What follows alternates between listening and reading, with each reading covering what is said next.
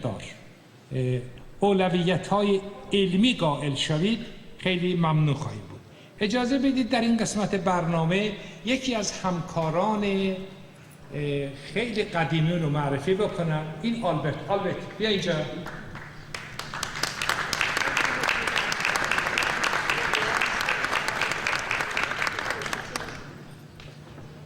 این به آزادی نرسیدیم، شما پولاتون یه مقدار از دست دادید، ولی واقعیت اینه که این 5 سال چه زود گذشت.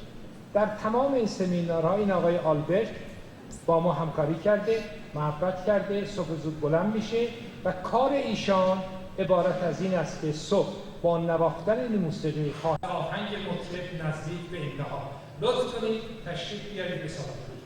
به من گفتن که امروز من رو بر پشت کفم بزنن بعد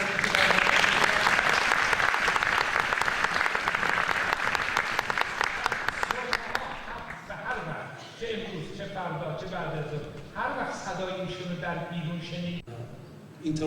My program is international program, but the 90% Iranian, another 10% is Russian, French, English, something like that. And who like to enjoy my show, please come. After each break, when we wanna start, I wanna play this instrument. I think everybody knows this is Iranian instrument. Actually, I got this instrument from Iran. This is called Iranian Zulu. Yeah. And I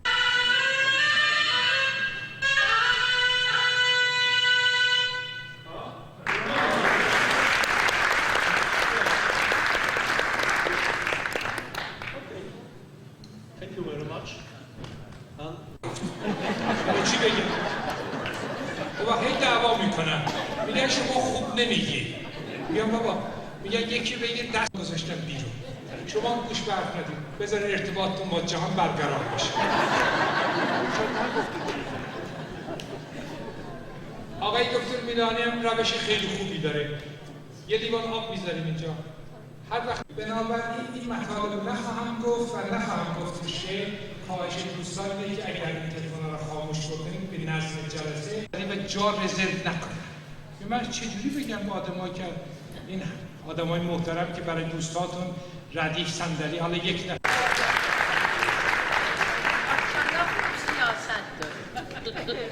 چی شد خانم آبادی؟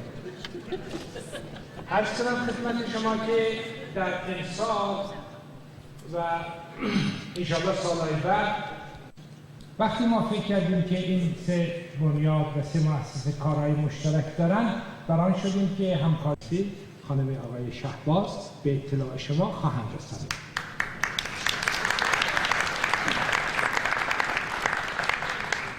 خانم شهباز همینقدر معرفی بکنم که برنامه را رها نکردن، بلکه بر اساس اعتقاد شخصی خودشان و این که این فصلنامه سعی بیشتری کردن، قسمت انگلیسی هم با آن افزودن و با نهایت صمیمیت جدی پس عرضه می‌کنم. این شما و این خانم شهباز.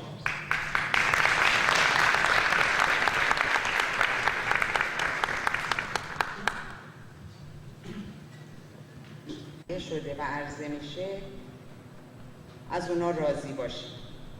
از اونجا که اهداف این 3 سازمان که فرهنگی هستند در محور حفظ فرهنگ و انتقال اون به نسل جامعه اردیبهشت امسال تصمیم گرفتیم که همکاری نزدیکتری رو با هم شروع کنیم تا و بازوی قوی‌تر به کار بگیریم.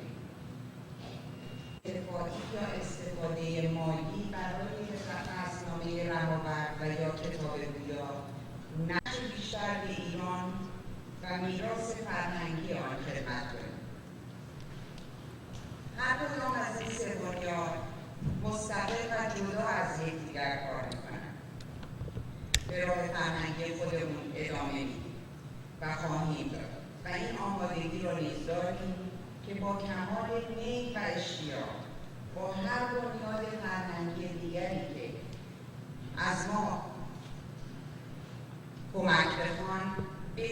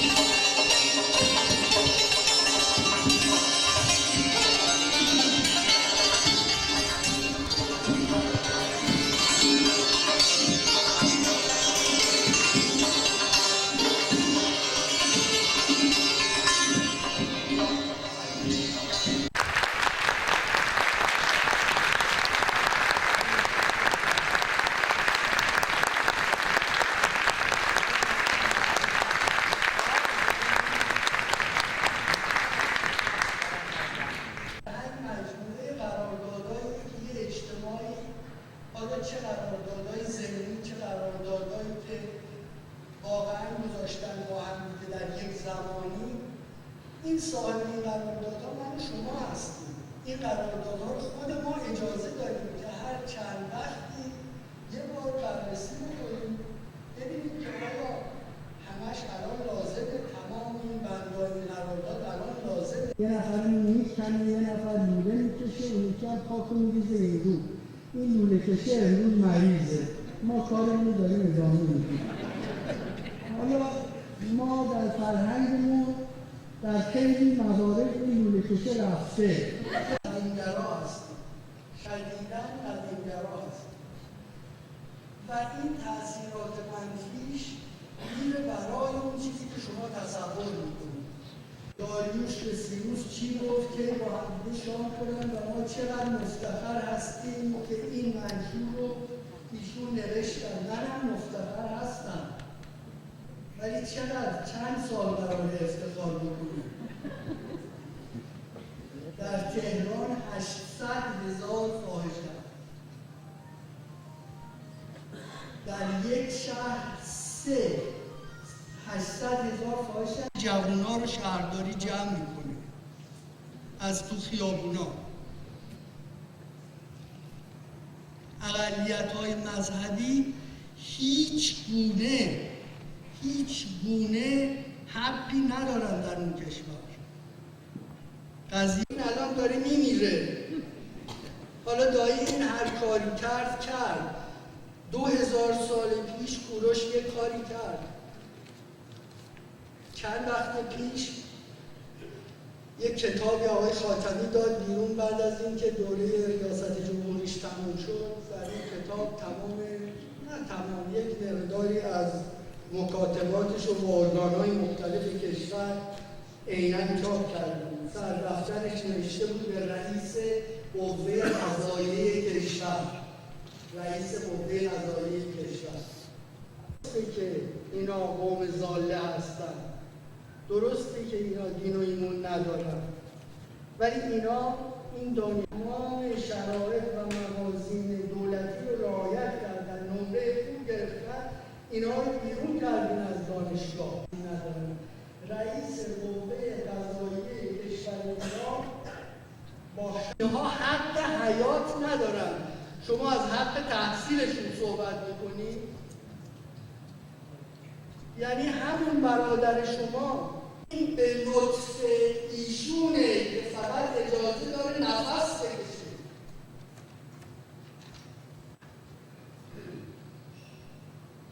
اون وقت تمام ما از قدیم ذکر میکنیم. برای ما تأثیرات بسیار منفی داره. جشنی رفته بودن استنفورد، جشن اساتید بود، با دانشجوها ایستاده بودیم صحبت میکردیم. همون داره گفت 30 سال در استنفورد تدریس کردم، از آلمانی، از فرانسوی، از ژاپنی، از انگلیسی، از روسی. خود شما اینو یه پروفسور دانشگاه سادرن ایسترن وسترن نورد کارولاینا نگفت، اینو یه پروفسور استنفورد گفت که شهرت جهانی هم داشت، تعارف هم با کسی نداشت. گفت بهترینا ایرانیا بودن. حالا اینو فعلا بذارید کنار، برمیگردم. بسیار عجیب روزگار رو هستیم.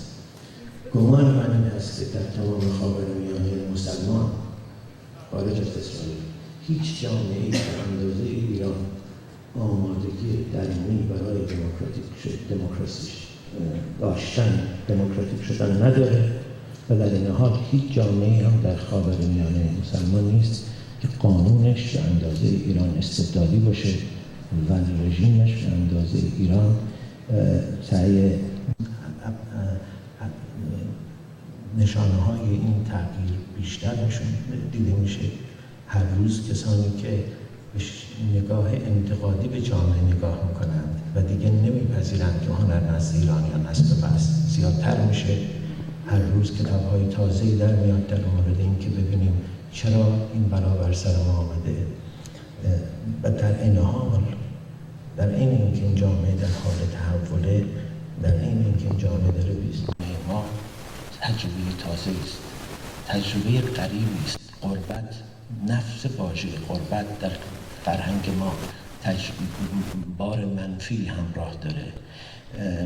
وقتی به کلمه اگزایل مثلا در انگلیسی توجه میکنیم، اگزایل همراهش یک رومانسی وجود داره، یک حاله مثبتی دور و بر این کلمه وجود داره، ولی دور و بر واژه غربت فقط غربت هست. و چون این دوره خاطر فشارهایی که در ایران آمده ایران رو ترک کردیم، چون ایرانی هستیم به هر حال چوب رژیم پان میخوریم. بسیاری از کارهایی که در ایران اتفاق میفته، جامعه مهاجر در یک سری دشواری‌های عظیمی گرفتار هستیم و در 5-6 سال اخیر هست. به نظر من جامعه مهاجر ما داره یک قدم اساسی، یک تحول اساسی ایران. تقریبا تمام تلاش ما به عنوان یک جامعه مهاجر در پی این بود که در اینجا ریشه بگذاریم، وضعیت اقتصادی رو درست بکنیم، کار پیدا بکنیم، وضعیت ویزامون رو درست بکنیم و به قول یکی از کسانی که در مورد غربت بسیار زیبا نوشته، به معنای اونه که ما همه ثروت‌های خودمون رو، چه ثروت‌های فکریمون، زبانمون که یه زمانی برامون بخشی از سرمایه مهممون بود، ارزشش رو دست میده، کارمون، دیپلممون، تحصیلمون، تجربه‌مون، همه اینها می‌کنیم و اکثر از صفر شروع کردیم و به نظر من نه به عنوان اینکه هنر نزد ایران هم هست بس، ولی واقعیت بریم سعی میکنیم نیروی اقتصادیمون رو تبدیل به یک نیروی سیاسی بکنیم. برای اولین بار میبینیم که جامعه ایرانی داره گروه‌های فشار سیاسی ایجاد میکنه. گروهی همین 2 ماه اخیر تشکیل شد، حدود 40 نفر از موفق‌ترین ایرانیانی که در خارج مهاجرن، نزدیک به 5 میلیون دلار هم تا به حال گردآوری کردن و به شیوه بنیاد پارسا، گروه دیگری به اسم بنیاد پارسا تلاش داره میکنه که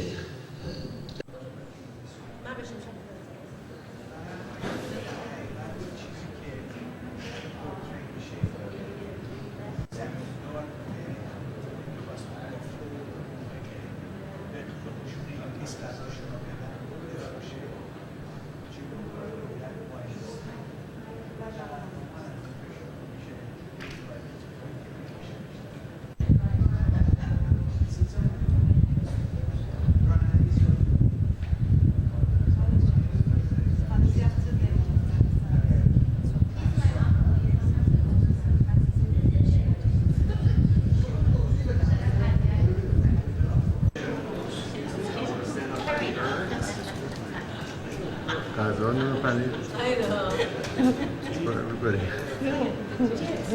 در طول تاریخ پیدا میشه، در طول تجربیات طولانی پیدا میشه، قدم‌های کوچکی برداشته میشه و به گمان من یکی از قدم‌های کوچکی که جامعه ما با موفقیت برداشته همین تأسیس این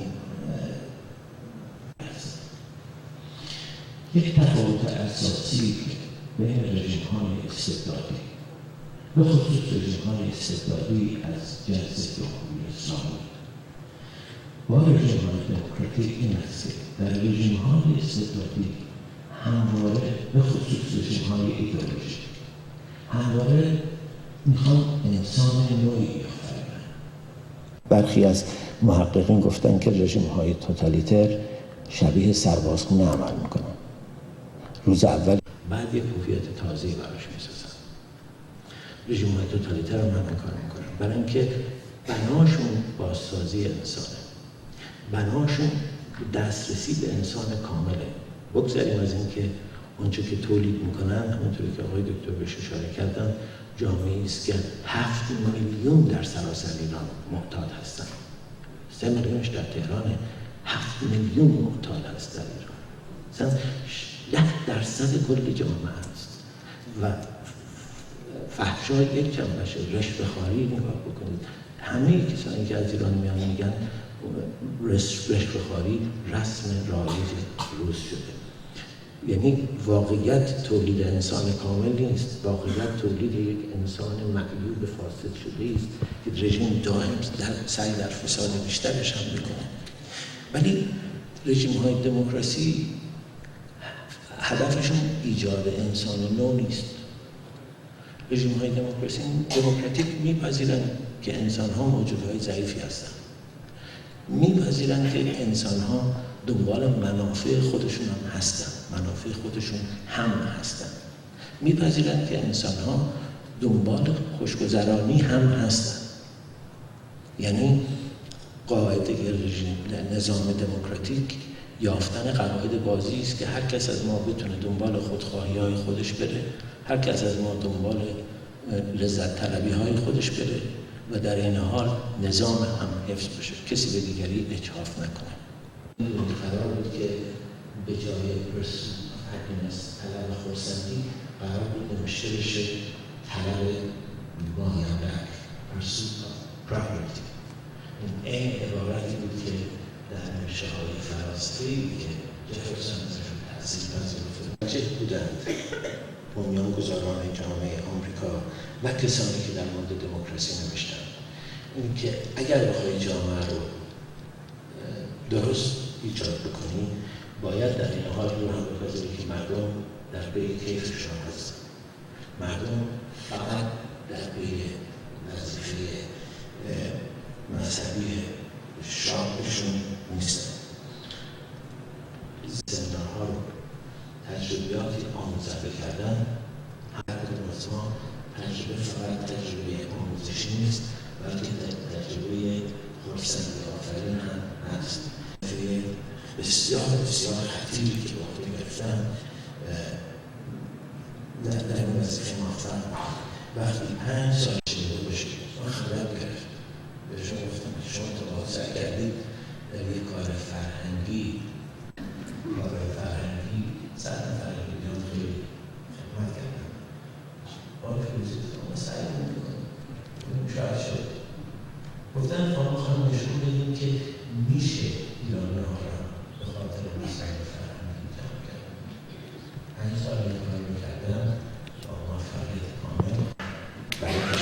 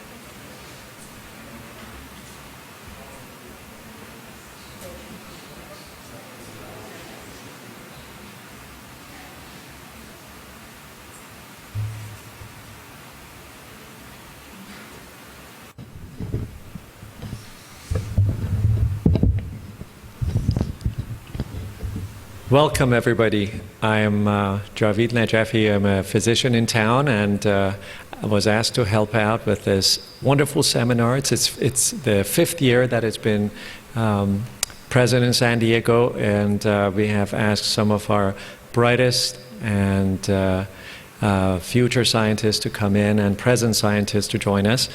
It is with great pleasure that I'd like to introduce Dr. Ali Nayeri. He has received his PhD in theoretical physics from MIT and, from IUCAA in 1999, and followed by several years of postdoctorate fellowship at MIT in the Department of Physics. He has been, since then, remained as a research affiliate at MIT. He's currently at the Department of Physics at Harvard, and he has done extensive research in the early universe, inflation, string cosmology, semi-classical theory of gravity, and alternative cosmology. He has been published extensively in the United States, Europe, and Russia. He has been a co-founder of the board and the board of directors of the Iranian Studies at MIT, and also co-founder of Iranian Research Group at the University of Florida. He has been a principal investigator in physics of chaos and society. He's been working with Dr. Abbas Milani, who's also our guest, to chair an Iranian future prospect at Stanford University since 2004. He's been recognized as one of the top 100 American Iranian scientists.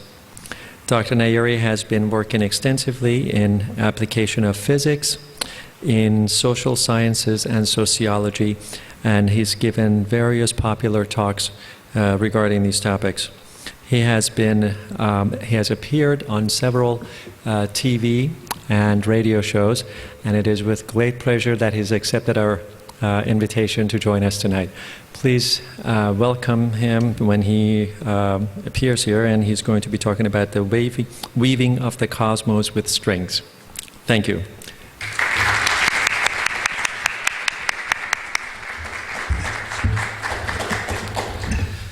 Well, thank you very much, Javidjan. It's great to be here and talk to this small, warm audience here. I have to warn you, if you are here and you think that I'm going to give this talk in Persian, you're wrong. I cannot talk about one thing twice. So, and always I did that. I'm cheating. So this talk would be at least 80 to 90% different from the talk I will be giving tomorrow in Persian. So I'm sorry if you came here to skip my Persian talk, but my Persian talk would be almost totally different. Because I get bored to talk about same thing twice, as I mentioned before. So hopefully you would like this one, and I'm looking forward to see you tomorrow as well, including you, because you mentioned that your Persian is not as good as your English, but still. But before I start, I have to correct two things. My affiliation to Harvard ended officially about 5 minutes ago, according to the Boston time, because I moved here to California, and I'm in a transition from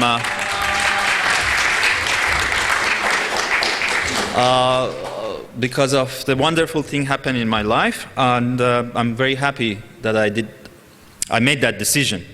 Anyways, and the second thing is that I'm initiating also 2 other groups in LA area. I'm happy at least one of the representative of that group is here, Mahyar Saleh. Can you raise your hand, Mahyar? Isa Yuna, which I hope they would be able to talk more about that group. And the other group which I'm actively involved with that is study group for Iranian affairs, and 2 representatives of that group are there, Ali Rezan and Ehsan. If they could raise their hand, that would be great. And hopefully you would hear from them more and a lot in near future. We think that we can do lots of good things for our community here and elsewhere. Anyways, this is a strange topic for a strange person who is working both with cosmology and string theory. So, and this has special meaning for the Persian talking people. Weaving cosmos with strings, ya asaman risman baftan, it can mean 2 things. Either it can be meant that, you know, the person is talking nonsense. This is one possibility. The other interpretation of that saying in Persian is maybe that person is saying something which apparently they are totally disconnected, but if you look deeply, there are some connections between them. And you can have your rag afterwards, and that would be a beautiful rag. So, Javidjan, if you can advance to the next page. I will start with this famous quote by one of the greatest minds in the human history. Only 2 things are infinite: the universe and human stupidity. And I'm not so sure about the former. But okay, I have to say, now we know that the universe also is as infinite as human stupidity. So we can assure Einstein now that the universe also is an infinite. But this is not my specialty, but let me start with a psychological experiment. If you may advance to the next page. Yes. Okay, there were a group of scientists placed 5 monkeys in a cage, and in the middle there was a ladder, a banana on the top of the ladder, and so this is the experiment apparently done by the experts. So the monkeys are trying to get the banana, and let's see what happens in the next slide. Well, whenever one of the monkeys tried to climb up of the ladder to get the banana, the scientists soaked the rest of the monkeys with freezing water, extremely cold water. So afterwards, monkeys learned a lesson.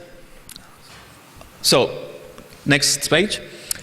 The lesson was that let's beat the monkey who tried to climb up the ladder to get the banana. So that was the lesson they got. Okay?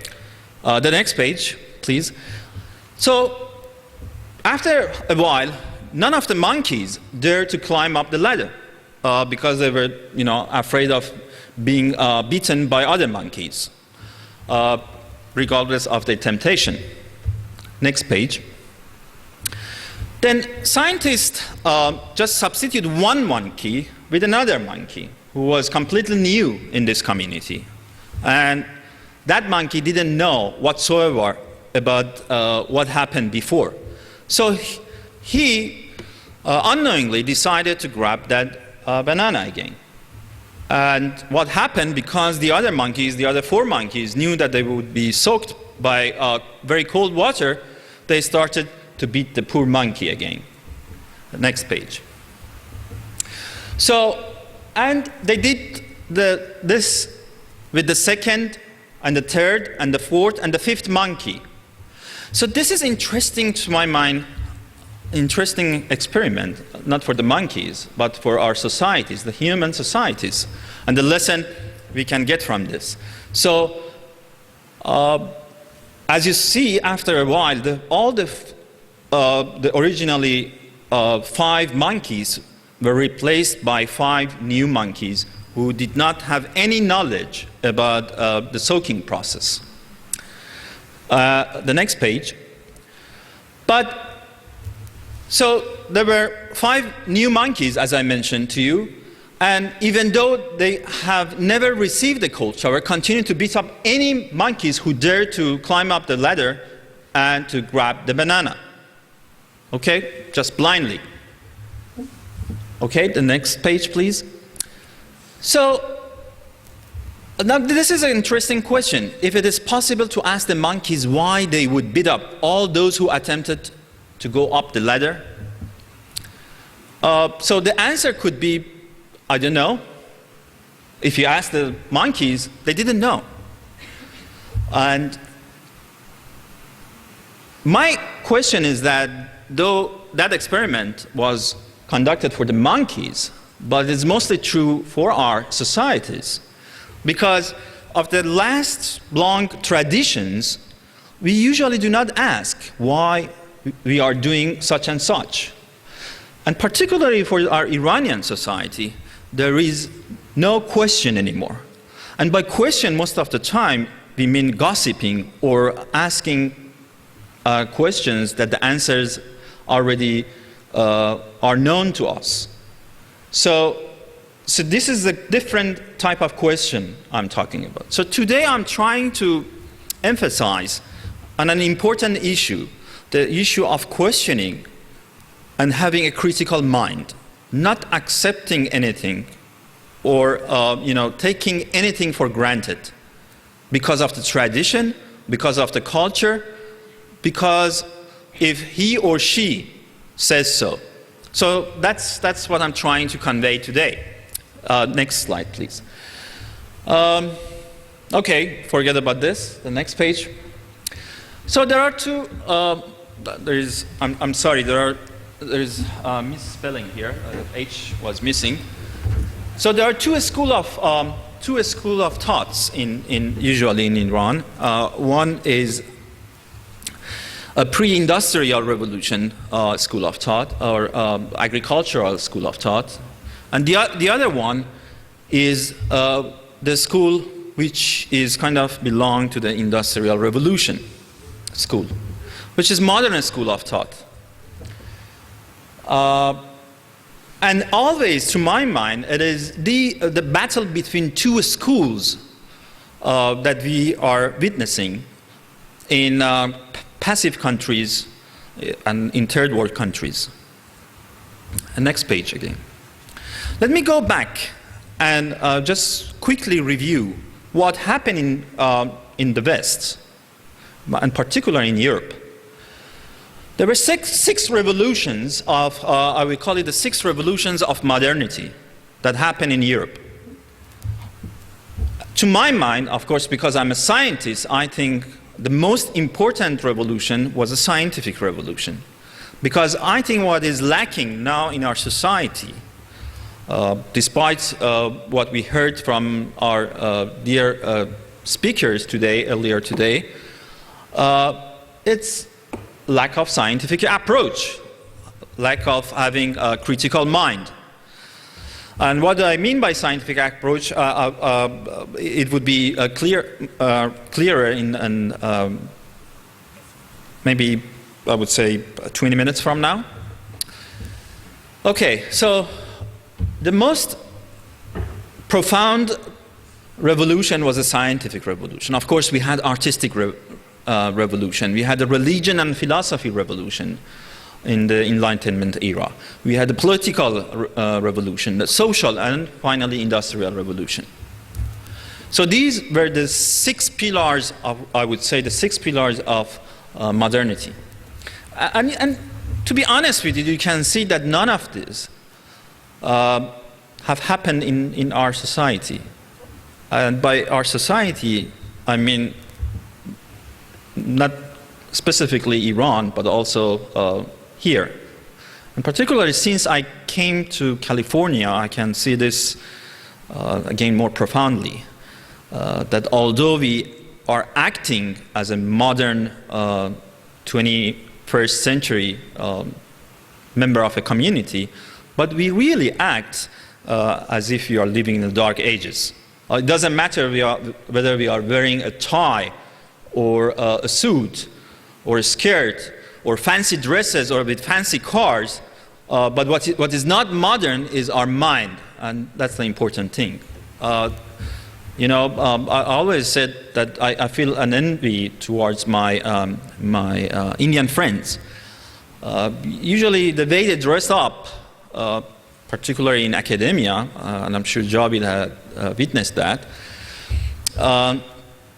is, you have seen it, I don't want to explain it. The way going to the seminars is not the way we are, coming to this seminar.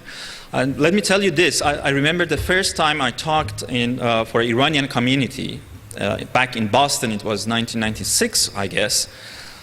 Because of my belief system, I didn't wear a suit. And many people afterwards, they commented to my host that we think that guy was not a doctor. Because if he was a doctor, he would have worn a suit. So we couldn't believe him because he was not a doctor. So the bottom line was, no one listened to what I said.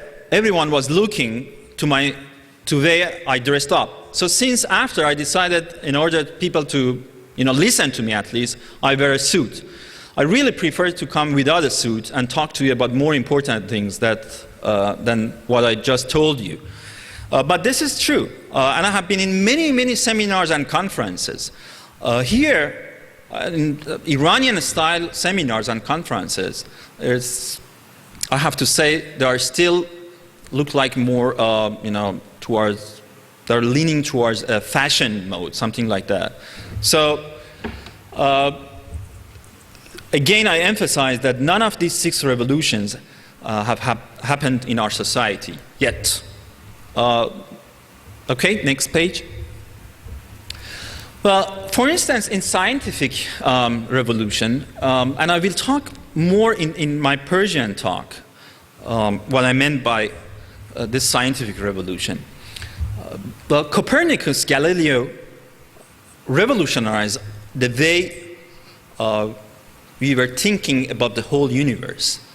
They really shook the school of thoughts at that time.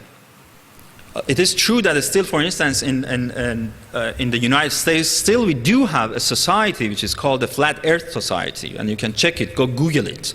Still, there are people who believe that the Earth is flat. But there are minorities. No one, take them seriously. Perhaps with one exception, it could be President Bush or someone close to him. But besides him, and I will tell you the reason, because if you, I got a message from one of my colleagues in Princeton. He told me he got a brochure when he visited Grand Canyon recently. And there was a new brochure which was ordered by the White House to be distributed in Grand Canyon. And the name of the brochure is Another Look to Grand Canyon.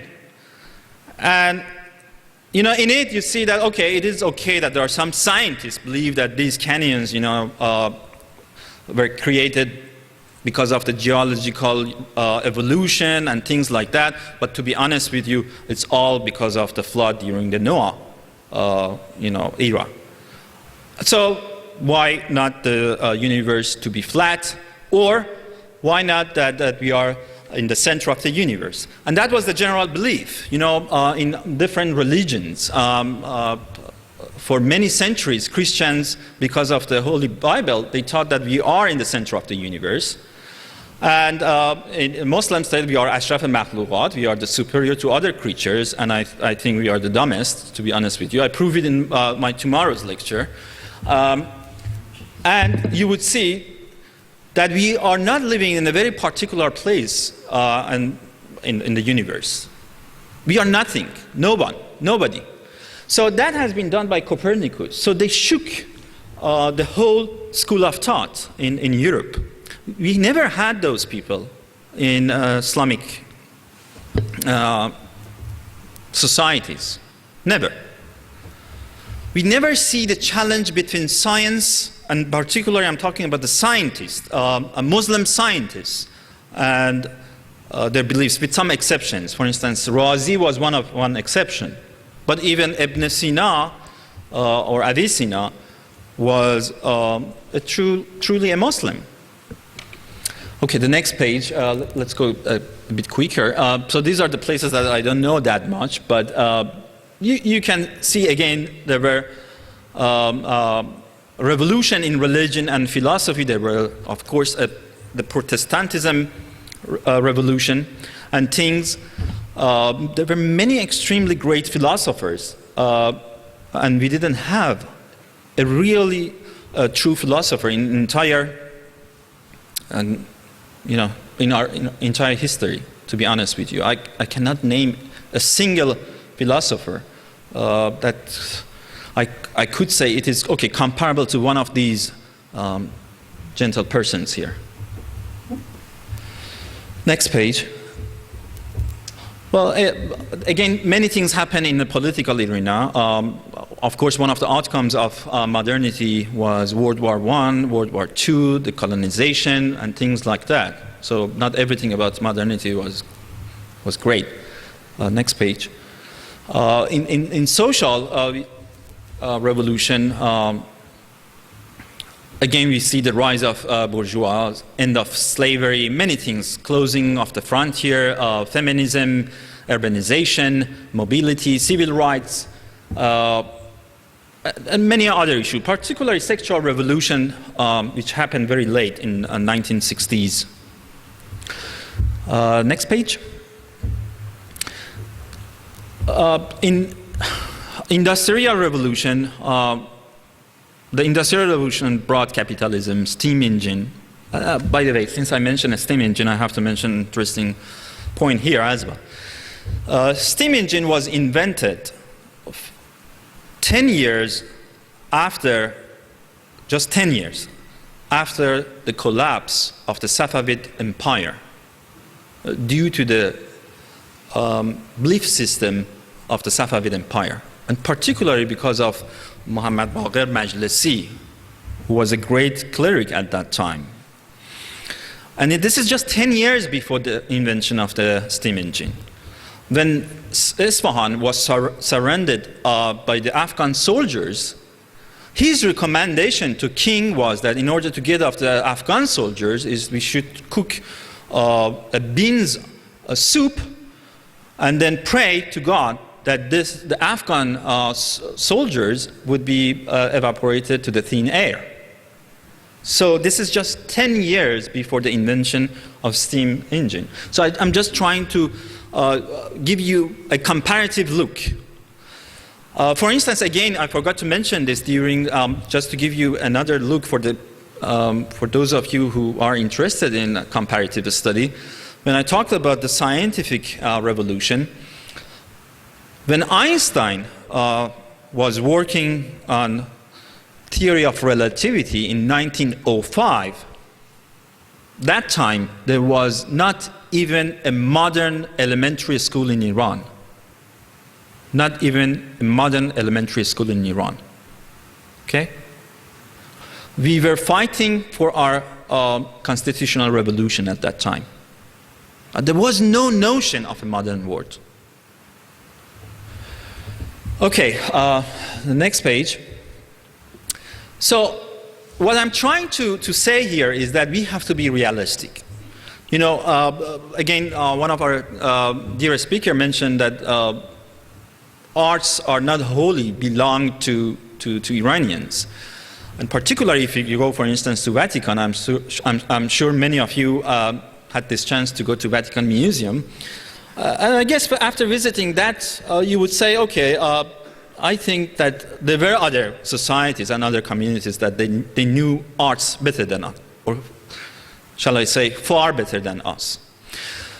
So what I'm trying to say here is that of course we had contribution, but we shouldn't exaggerate about our contributions. Again, recently I got an email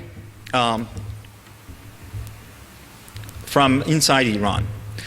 The email was saying that, I don't know, how many of you know Dr. Hisabi, the late Dr. Hisabi? Okay, so Dr. Hisabi was the founder of the modern physics in Iran. He was a great person, great man, with great intentions. And unfortunately now, because we are lagging completely behind the Western countries and in developed countries, we make stories for ourselves. One of the stories is Dr. Hisabi's story, that he was a student of Einstein. He was never a student of Einstein. He was able to visit Einstein for 10 minutes. And believe me, before he passed away, I met him along with other students at that time. And he honestly said that, I just met the guy for 10 minutes. Now everywhere. This is the monkey story. I remember I mentioned this to the Iranian community. And I was questioned, how dare you are that questioning our Dr. Hisabi, who was the only student of Einstein. So no one dared to question the monkey story. That, well, where did that story come from? From his son. So, and this story is a hoax.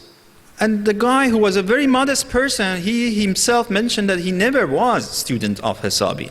Now, recently, they built a monument for memorizing Dr. Hisabi in Isfahan University, a big monument. And the monument said, Dr. Hisabi still is one of the famous physicists in the world, that Western scientists are trying to understand what he was trying to do 50 years ago, and nobody could understand. Okay? I have this one. The next one. Dr. Hisabi was the only Iranian student of Einstein, and Einstein said, you would have a bright future, and I hope that the physics community would follow you. The second one. These are all in the monument. If you wish, I can send you the picture. The third one says that he did many research in atomic and nuclear physics. And because of his research, now Pakistanis were able to build the atomic bomb in Pakistan.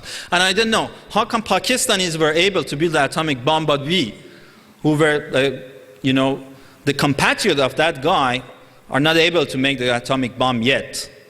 And we have to buy it from the Pakistanis. Anyways, so what I'm saying here is that we should know what we have achieved and what we have not achieved yet. And that's very important.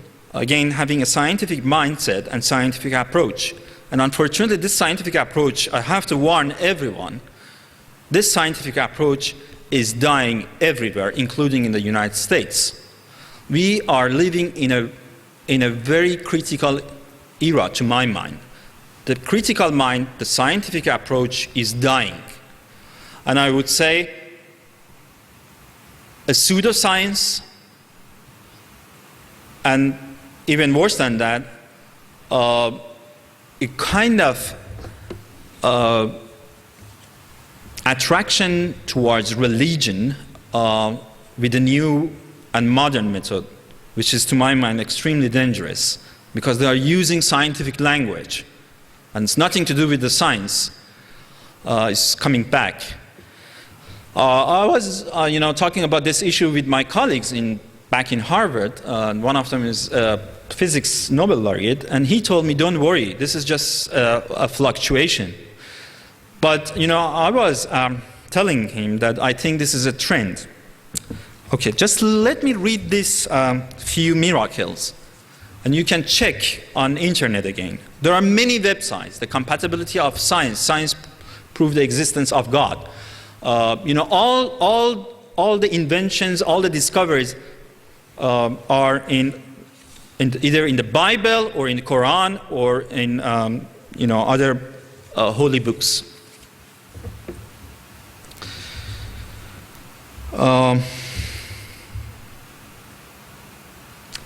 Okay, for myself, this was really, really interesting, because I always thought that Hindus are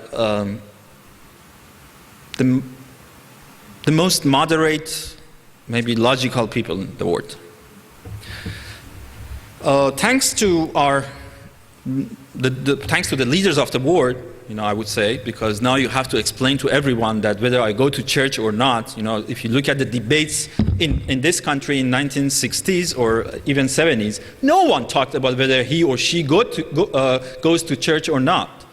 But these days, they have to justify that if they haven't missed one ceremony, what was the reason for that?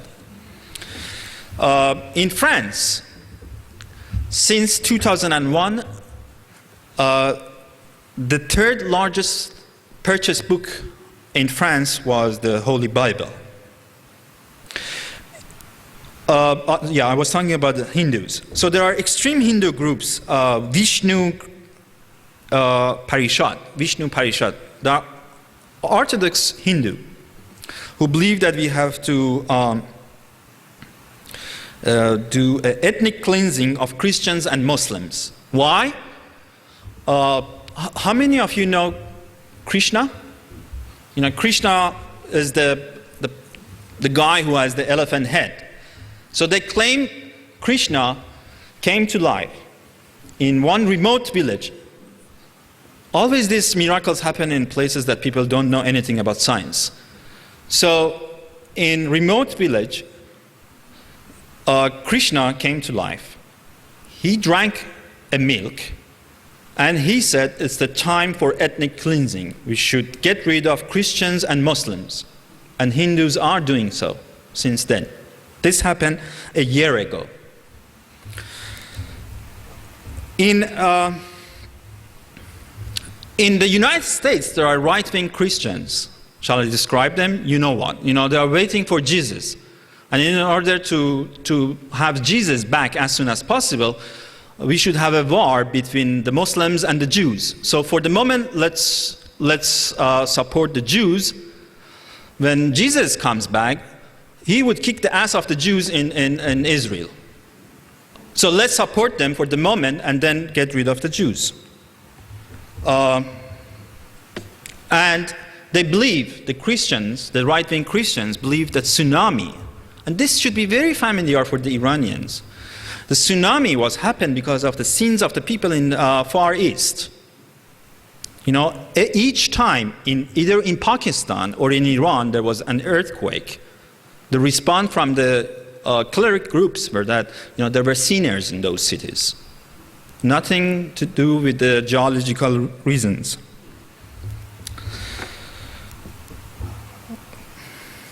There is another group, a Jewish group this time, and this is unbelievable because I thought the Jewish community is the most scientific community all around the world. There is a Jewish community in Israel with the help of the some Orthodox Jewish community in the US, and of course because they have this, you know, the tools of science, they are trying, with the help of the genetic engineering, they are trying to breed a new kind of cow, which is red. And apparently, according to their interpretation of chapter 19 of Book of Numbers, that means we should build the temple for the third time. And that means declaring war between the Arabs and Jewish Iran, that era, or I would say the whole Middle East would be on fire. So we should build it and then sell it to people, and then no one asks. But what I showed you about the monkeys, that was the creation of a paradigm, and that's the paradigm now. In Iran recently, particularly after our President Ahmadinejad, you know that almost every month there is a miracle around the country.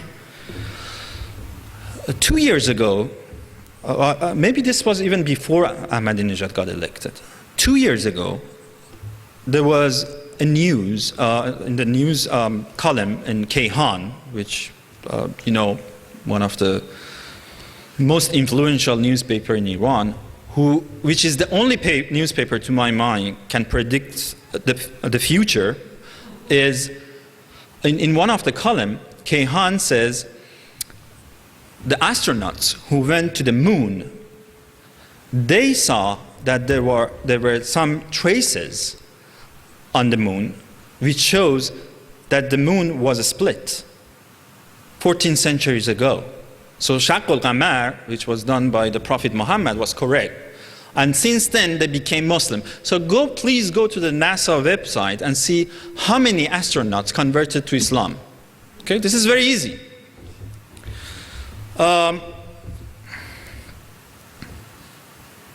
Mr. Mahmoud Ahmadinejad also last week claimed that, you know, never there would be an earthquake for the true believers.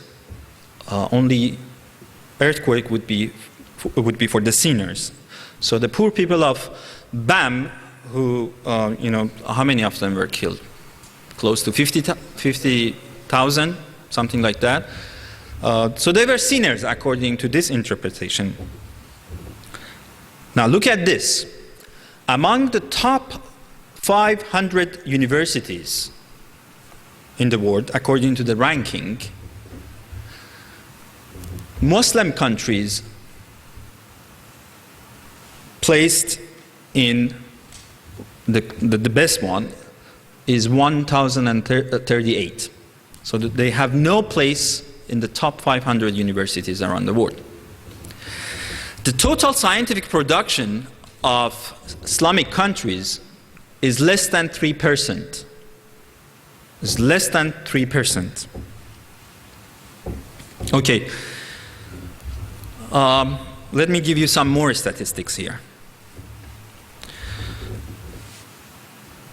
Let me ask here, just guess, do you think which Muslim country is the most advanced country among the Muslim countries, I mean?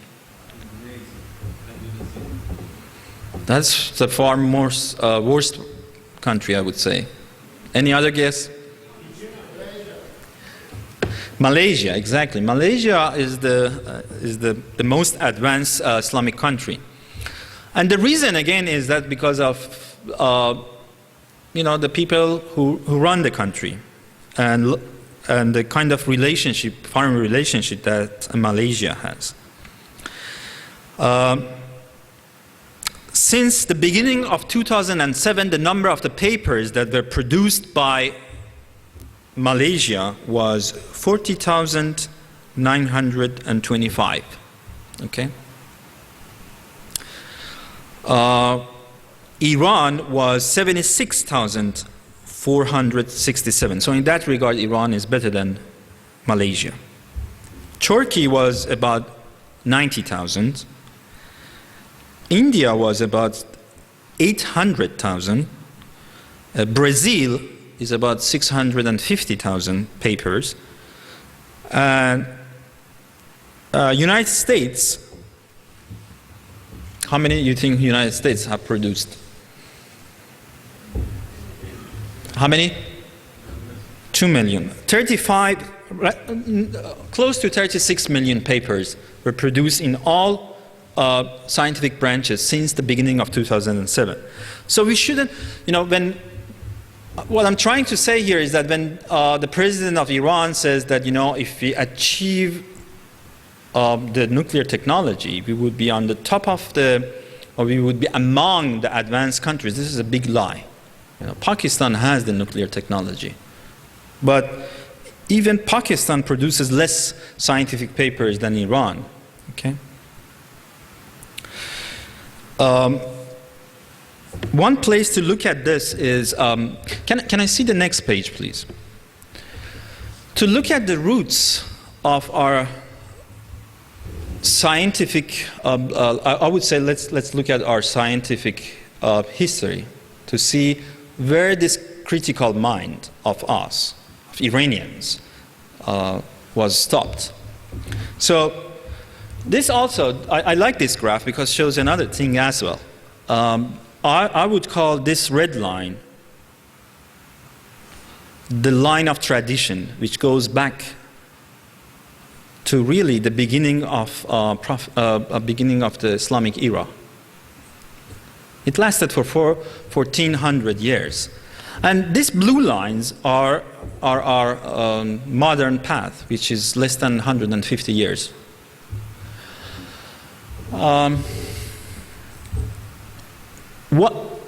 Okay, so another important issue here is that, when you talk to people who are very proud of our history, when we talk about, science, and usually we do not have a good translation for science in Persian, unfortunately.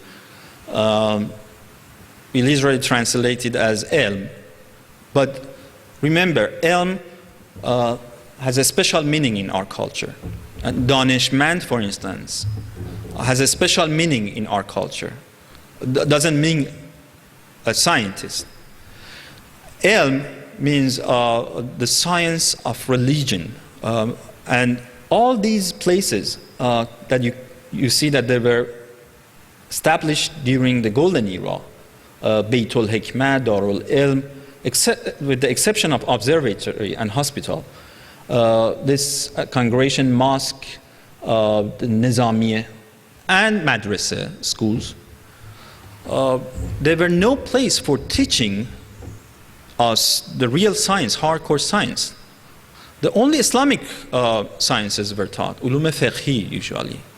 And they use the word, and still are using it, Ahlul Ilm means people who are expert in Islamic sciences, which are Sharia, to be honest. It's nothing to do, for instance, for medicine, for astronomy, for mathematics, or for philosophy. And that's the reason we never produce any great philosopher. And this is interesting. So one thing we do in our culture is to choose a person and then we holify that person. And then we stop questioning that person. One of those persons are, I'm very sorry to mention this, but I have to, and that's my goal today and tomorrow, is Rumi, for instance. And, you know, this year is the year of Rumi, and all of us are proud of him, without knowing why we should be proud of him. Rumi, I enjoy reading his poems, but to be honest with you, Rumi was one of the main reasons that the critical mind was stopped in Iran. If you look at his book Fihe Mafi and the way he talks about women, minorities, and mundane sciences, as he calls it. And by then, he meant astronomy, mathematics, and natural philosophy. He thought that those belong to Satan. These are the satanic sciences. The way he think about women, and still you can see, those kind of thinking that present in our culture is due to him. He had a strong personality. And we usually never ask him, he is as great as the Prophet Muhammad. If I say so, and I have done these things. I was literally attacked by Iranian from different angles. How dare you are that questioning Maulana? Or how dare you are that questioning Hafiz? What I'm trying to say here again is here in the scientific approach. We love Einstein. But Einstein is not a holy man for us. We physicists are criticizing him more than anyone else. He had done many mistakes, but still we admire him. That doesn't mean he was a bad person or he was a little guy. None of them.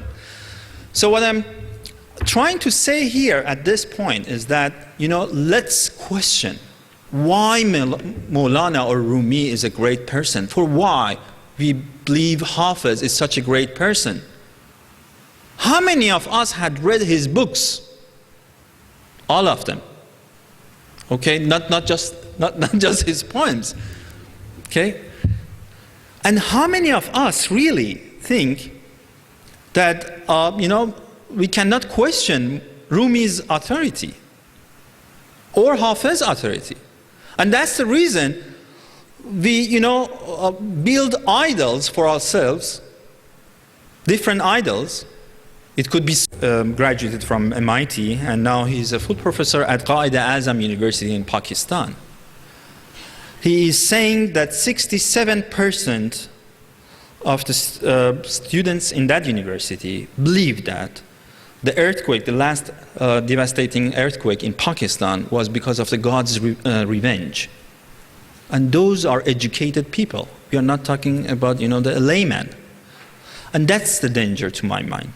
The people who are superficially equipped with science, but they are misusing it and producing pseudoscience. So that's the reason I'm really, really worried about future. And the only solution to my mind is to bringing back the train, the loose train, on the track. And the correct track is to having rationality and scientific mind and scientific approach. And by that, I don't mean that to have a scientific approach or scientific methods for only scientists like me. No, we can teach that even to our children. Don't take anything for granted because I am doing so. Go and find it yourself. Question every authority, including God himself or herself, mostly himself. Okay? So I want to end here my talk because I guess my time is up. If there would be one question or two questions, perhaps, I would be more than happy to answer those questions. And I urge you to come to my Persian talk, which is kind of based on this theme, but with a different approach. So 80% of that talk would be different than this. Thank you for listening to me.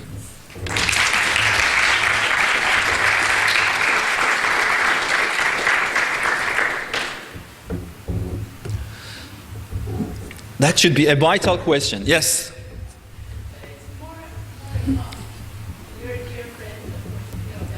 And you are a professor of religion, so I had to be very careful.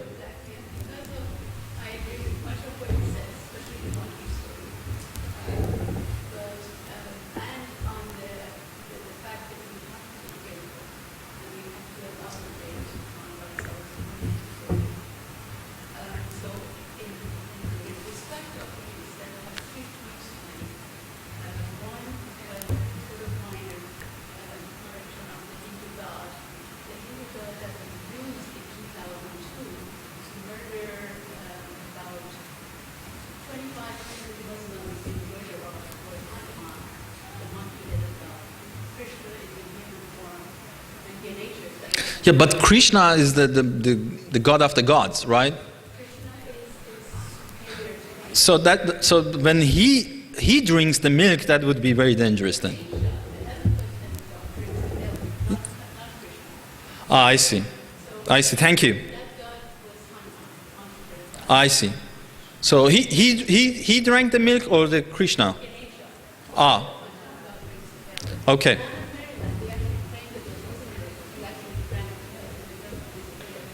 I see. Okay.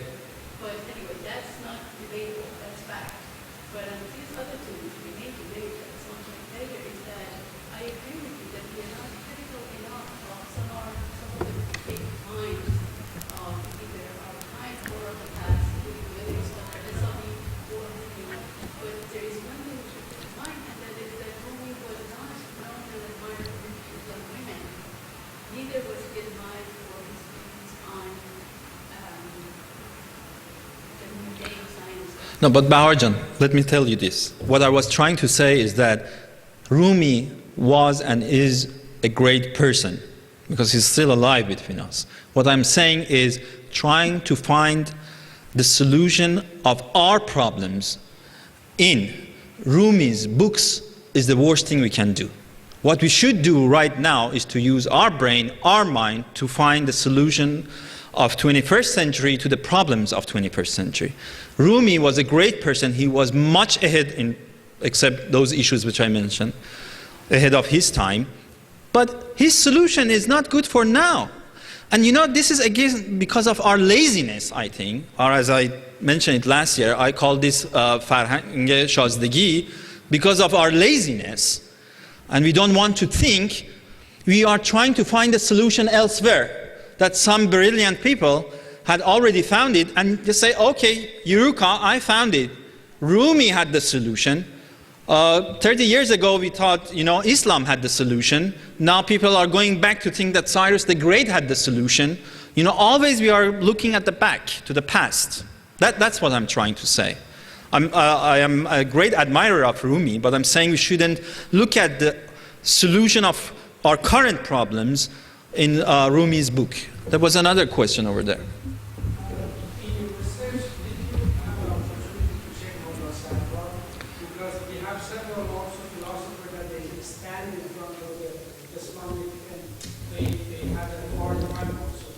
That, tried to save him because they were going to kill him because he said, how can I follow the That's right. Tomorrow I will talk about our great thinkers, past thinkers, and to my mind, one of the greatest one was Razi. Razi was the only one who was a believer. He believed in God. He didn't believe in any religions. But no one like Razi questioned the authority of religions, not even Mullah Sadra. In that respect, he's the loneliest star, I would say, in our culture and in our history. Yes.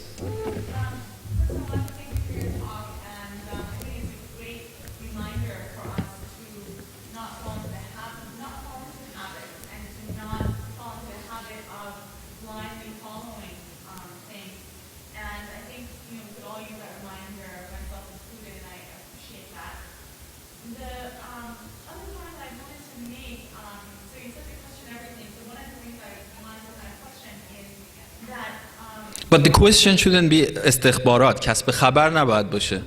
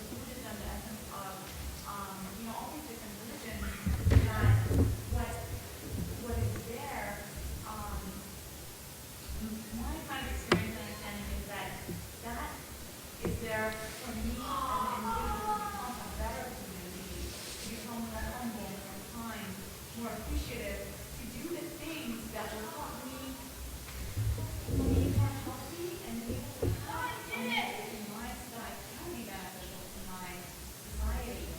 And another thing I want to mention is that when you first started your talk, what you were saying is actually exactly what the Quran. The Quran said, do not follow anything blindly. That those who are actually knowledgeable, they examine all the words and then they tell me that. So that is actually something that's encouraged. Yeah, thank you very much. I think I got your point. Let me reverse the question. I asked you the question. What happens to me and a person like me? And so far I haven't seen any Islamic scholars around the world to question any verse of Quran that they say, you know, maybe this one verse is not from God. It was made up by the Prophet himself for his own benefit. What happens to me or a person like me to ask this question? Yeah. And no one, and that's the point, that's the problem. No one dared so far as I know, except a few exceptions in our history, and that belong to centuries ago. Recently, I haven't seen any of these so-called Islamic Muslim intellectuals that around the world, no one asked that, you know, there could be some verses in Quran that are not divine. You see, that's what I'm saying. Sorry, before you there was another question. How much time, Javid-jan, I have? Because 5 more minutes, yes.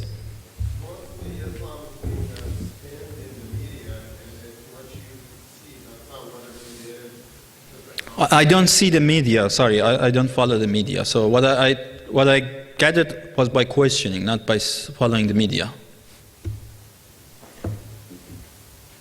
Yes?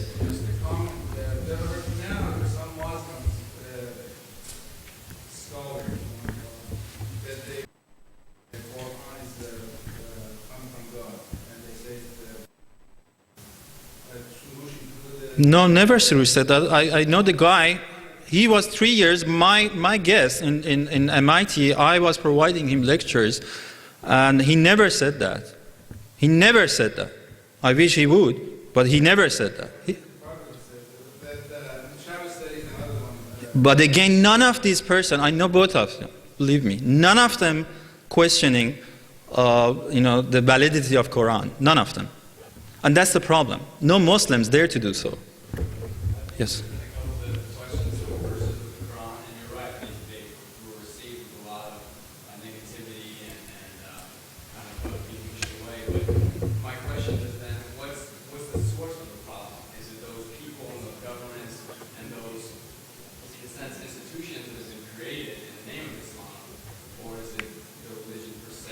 Yeah, that's a very good question. I don't see that the problem with the religion per se, because as you mentioned correctly, I will, you know, support anything that will bring us closer, make us a better human being. But the problem is that when those religions become institutionalized, that's the problem. And Islam, because of its history, has the best chance to be like that, and we had seen this in Middle East. And Christians, thanks to Mr. Bush and all the right wings, are becoming like that. Soon there would be other Orthodox in other countries, like Jewish, like Hindus, Buddhist. Perhaps there would be terrorists, Buddhist terrorists very soon. We will see. Last question, I guess.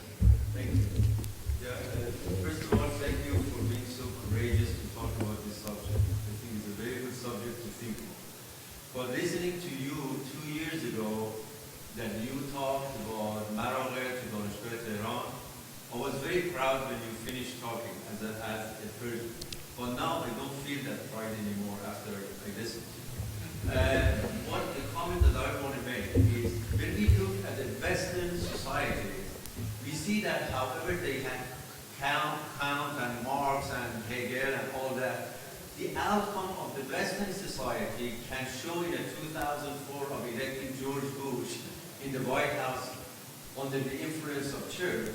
And in our country, Iran, we are doing almost the same thing. So it doesn't matter how many count or how many... No, I think it does, Reza Jan. I think it does. What I'm trying to ask you is, sometimes I feel that we have to go beyond the boundary of religion, beyond the boundary of the geological places. Oh, sure. And look at Sure. the human being and the things that can go wrong in the human nature and the human thought, that it can be manipulated to go in one direction or the other.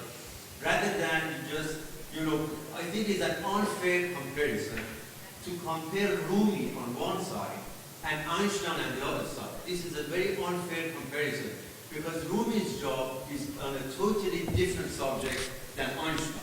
So we have compared Rumi. Rumi's job, to my mind, was much more difficult, far more difficult than Einstein. Einstein never tried to give any prescription for a human being and the way that they should live.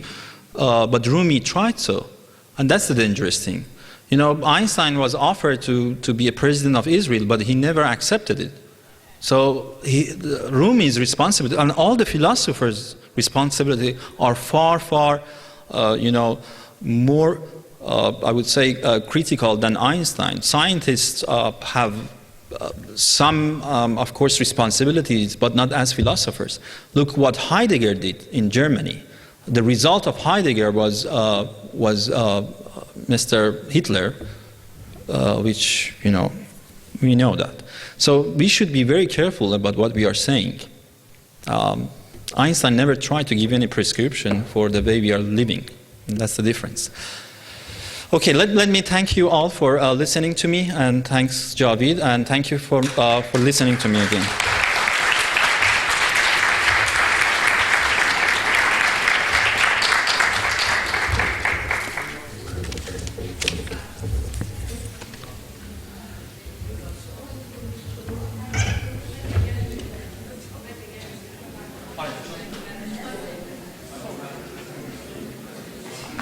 بعد مادرها به دخترها میگن حالا مادر صبر کن، این کارو میکنی همه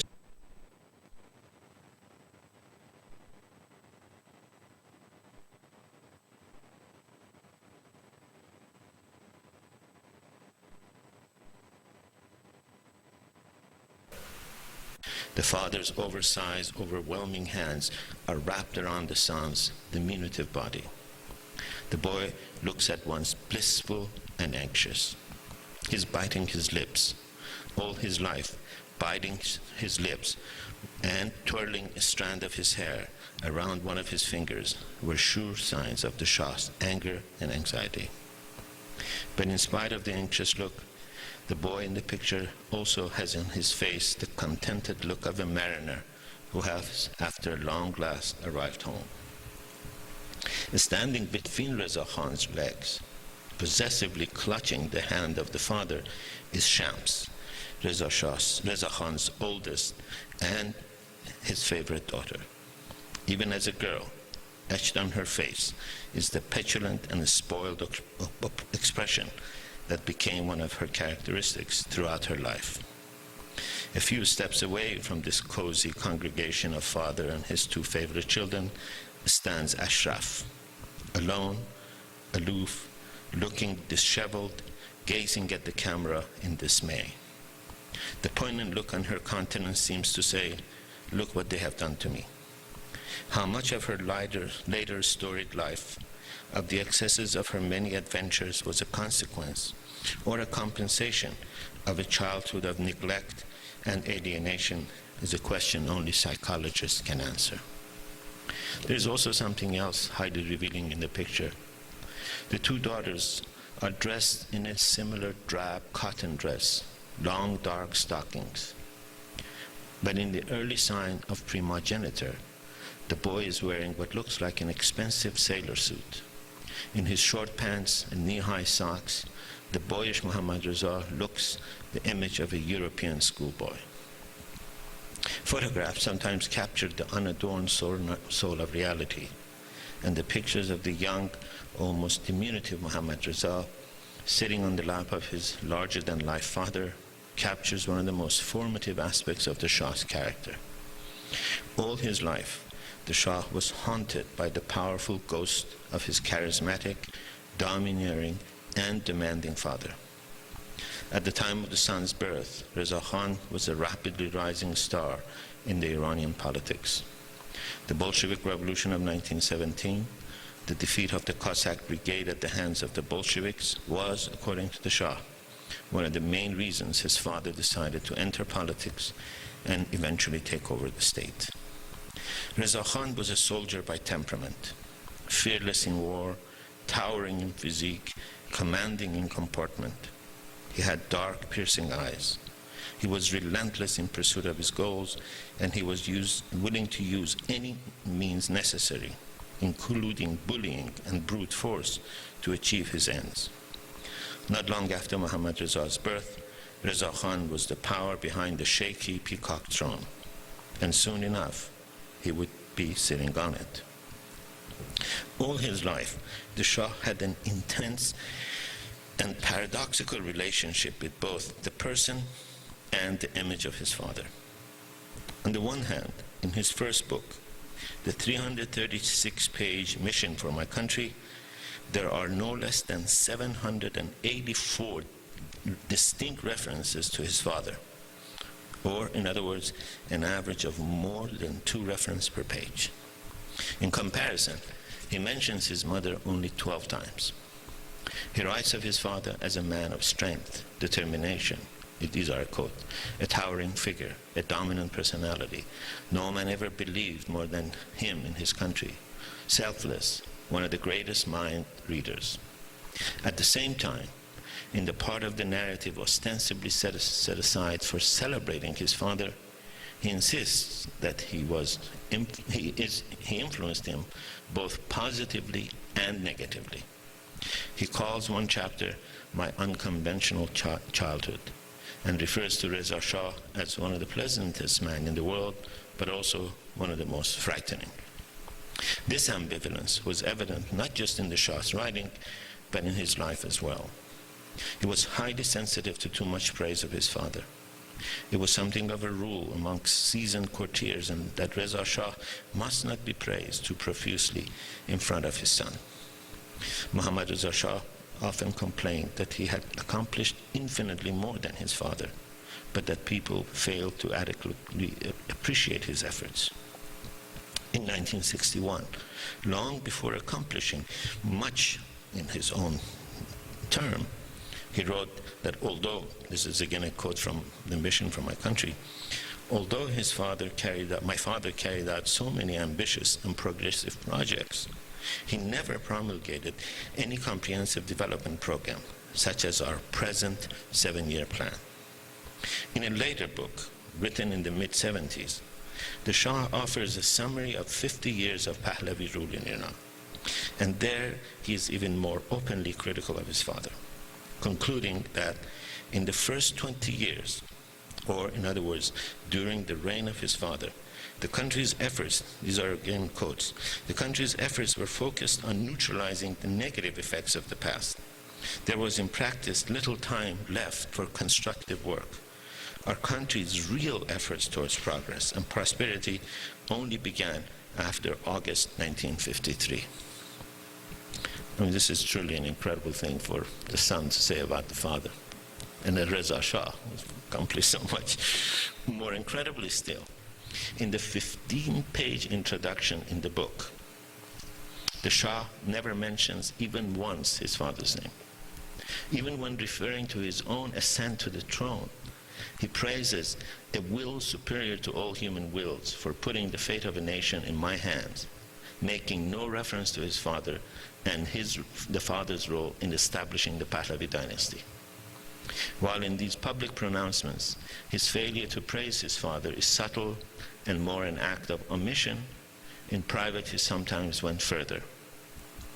In 1972, for example, just at the time when he had squared off against big oil companies, Alam, his confidant, asks him about Reza Shah's valor. Again, this is a quote.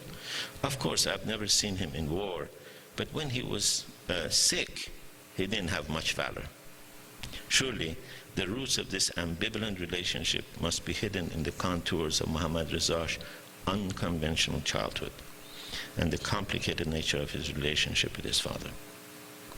It is not clear where his father was on that chilly October day around noon when Mohammad Reza was born. Some have him fighting in the jungles of Gilan. His daughter Ashraf offers a different version, claiming that on that October day, the father was at home pacing the yard. And pacing was all his life Reza Shah's constant habit. He was waiting for the midwife to deliver the word. In those days, Iran had 9 hospitals, 41 clinics, and 4 trained nurses. There was not a single gynecologist in the whole country. It was just not uncustomary, but all but necessary for women to deliver their children at home. Lucky and prosperous were those like Mohammad Reza's mother, the willful Taj al-Muluk, who could afford to have a midwife present. The high infant mortality rate in Iran at the time was one consequence of these military wants. The paucity of modern public health amenities made life precarious for the infant Mohammad Reza. As it soon became apparent, he was a sickly infant, rendering him particularly vulnerable to the numerous diseases that wreaked havoc on Iran at the time, a country that, according to at least one historian, had compromised constitution at the time. The year of Mohammad Reza Shah's birth, 1919, was the height of the influenza epidemic that hit not just Iran, but the entire world. Though it originated in the heartlands of America, it has come to be known as the Spanish flu. In sheer number of people killed, estimated to be nearly 100 million worldwide, it is considered the most deadly plague of all times. The number of people killed in Iran is a matter of considerable controversy. Some claim that 7% of Iran's total population was wiped out by the flu. Other sources, focusing more specifically on Iran and on the 2 waves of flu that hit the country.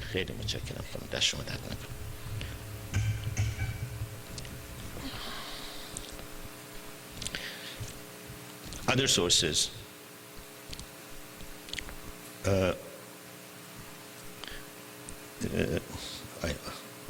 put the figure at as high as 21%, making one of the countries most devastated by the deadly disease. In other words, almost a quarter of Iran's population was lost to the flu, to hunger, to disease between 19 and 1919. We don't know how many of it was killed by the flu itself, but the figure is absolutely incredible, and there isn't a single book written about this. There's 2 scholarly articles written by a young man called Amir Afkhami, and nothing else. We have lost a quarter of our population within 20 years, and nobody knows about it. Nobody knows how many people died. Nobody knows what caused it. Nobody knows whether medicine could have stopped it. The problem of addiction was also a plague. It is estimated that around the time of Mohammad Reza's birth in Tehran, the city of 250,000, no less than 25,000 people, or 10%, were addicted to opium. Yesterday I talked about 7 million opium addicts in Iran today. That's 10% of the population. Iran has now gone back to the stage where it was in 1918. 10% of the population is an opium addict. In cities outside the capital, the problem was at times even more serious. Kerman, for example, was notorious with 25,000 addicts out of a population of 60,000. Almost 50% of the entire population. And if you figure the children are part of this population, then almost the entire adult population was considered an opium addict in Kerman at the time. I hope we don't have Kermanis here. The advent of World War I only exacerbated conditions in Iran. Russia, Turkish, German, and British forces occupied parts of the country. Tribal disorder made an already enfeebled central government weaker and more vulnerable. Famine took many lives. Predatory and parasitic gangs roamed the countryside and made travel hazardous for humans and commodities. Even many of the more important urban centers, like Yazd and Kashan, were in the parasitic grip of hoodlum gangs. In Kashan, Said Hossein Kashi had established his own veritable dukedom. He milked the rich and menaced the poor. It was in the midst of these tumults that Reza Khan contacted the German embassy in Tehran. This is 1915. He wanted to solicit their help in getting rid of Russian and British power in Iran. The idea of using Germany as a third force to countervail against Russia and Britain, the two poles of colonial power in Iran, was beginning to take serious roots in the country. Before long, a group of Iranian nationalists settled in Berlin and also solicited German assistance to fight the British.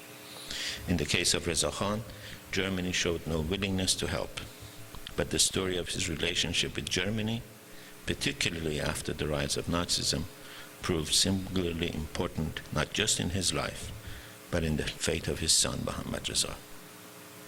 Next to the war, the Bolshevik Revolution, leading to the removal of the Tsars from Russia and the Tsarist forces, had the most profound impact on the country's political dynamics. In 1918, with Russia temporarily out of the picture, Britain, in a policy championed by Lord Curzon, opted to make Iran a virtual protectorate. By bribing the monarch Ahmad Shah, and by bribing his prime minister and two other key members of the cabinet, we know exactly how much bribe they got. The British government tried to pass what came to be known as the 1919 Agreement. It would place British advisors at the helm of the most important ministries in Iran, including the army. A strong nationalist movement developed in opposition to the agreement. The United States, the new Soviet government, and France were actively campaigning against this agreement. Amongst the few Persian advocates of the agreement was a fiery journalist called Said Zia. His support marked him irrevocably with the infamy of being a British stooge. And thus, 1919, the year Mohammad Reza was born, marked a turning point in Sayyid's long and eventful life.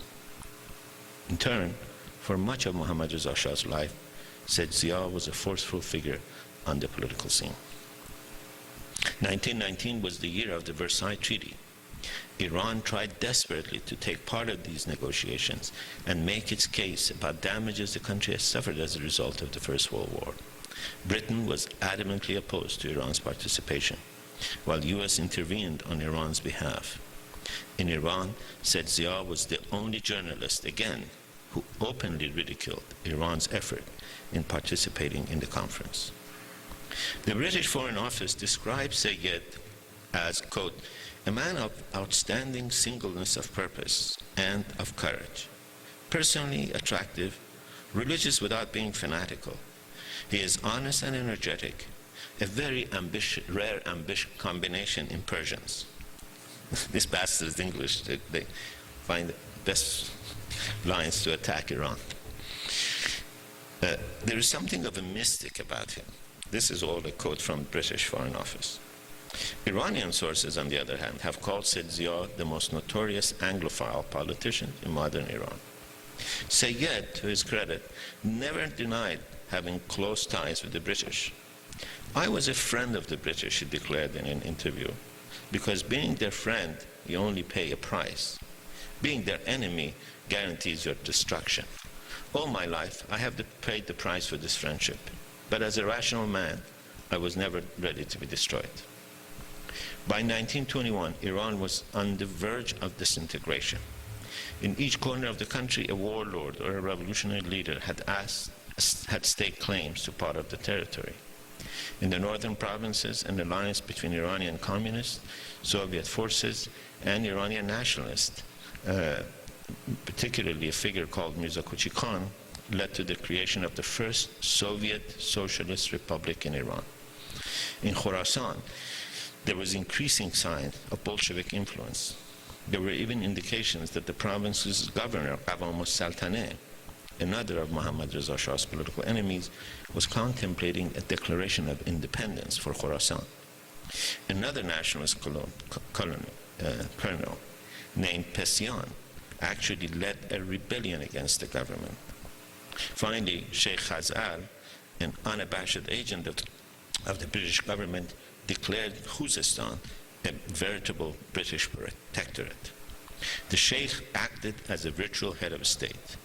He went so far as to publish a book titled, this is the exact title of the book, Agreements and Treaties Between the British Government and His Honor Sheikh Mohammad. So crucial was Khuzestan to British geostrategic plans that when it became clear that the 1919 agreement was heading to defeat, Britain began to draw plans to help the Khuzestan break away from Iran. In all of their plans in Iran, the British could invariably count on the complicity of mendacious Iranians. In this case, Muhammad Ali Mirza, Iran's crown prince at the time, contacted the British government. And this is a quote. The crown prince of Iran contacts the British government and says, this is a quote, he is prepared to head a new government in Khuzestan separate from the central government of Iran. And then he goes on to say, if you create this, I'll give you whatever you want in terms of the oil. This is Muhammad Ali Mirza. Complicating the situation was the fact that for a variety of reasons, including economic pressures, the British were bent on taking their 4,000 strong force, arguably the last obstacle to Bolshevik takeover of Iran, out of the country. General Ironside was the new commander of the British forces, and he had come with complete authority to arrange for the British withdrawal. When the British finally accepted defeat in their ill-fated attempt to push for the ratification of the 1919 agreement, their policy in Iran suddenly changed. Events in the Soviet Union and the attempt by the new government to export the revolution was a key factor in bringing about this change. The British became seriously concerned about the rise of Bolshevism in Iran. They closely monitored the activities of every known communist and worked with Reza Khan, who took particular pride in his record as an anti-communist. In 1925, for example, according to a report by the British Embassy in Tehran, there were 300 suspects under close surveillance as Bolsheviks in the city of Tehran alone. The presence of these agents, compounded by a number of other domestic and international factors, Britain suddenly changed its policy. Till then, they had been bent on preventing the emergence of a powerful central government. Now, they were in favor of creating just such a central government, one that could withstand the Bolshevik onslaught.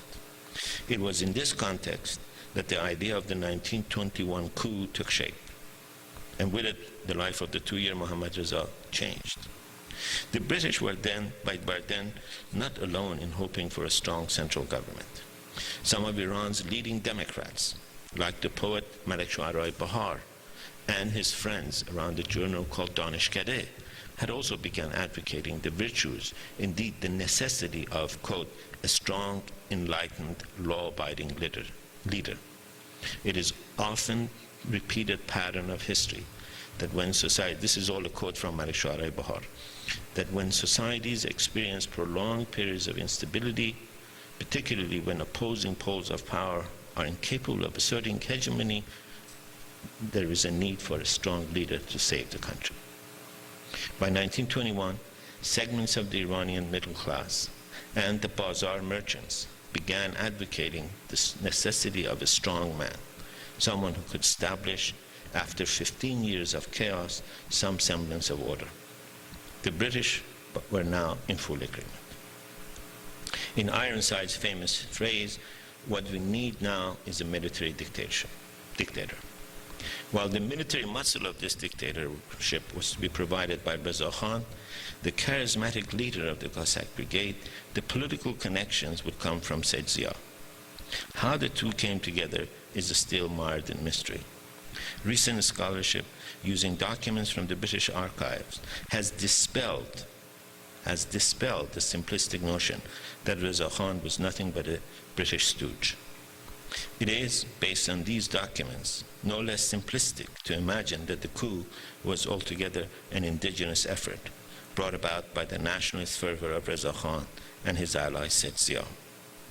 In his own rendition of the 1921 coup, Mohammad Reza Shah, for example, subscribes to just such a theory.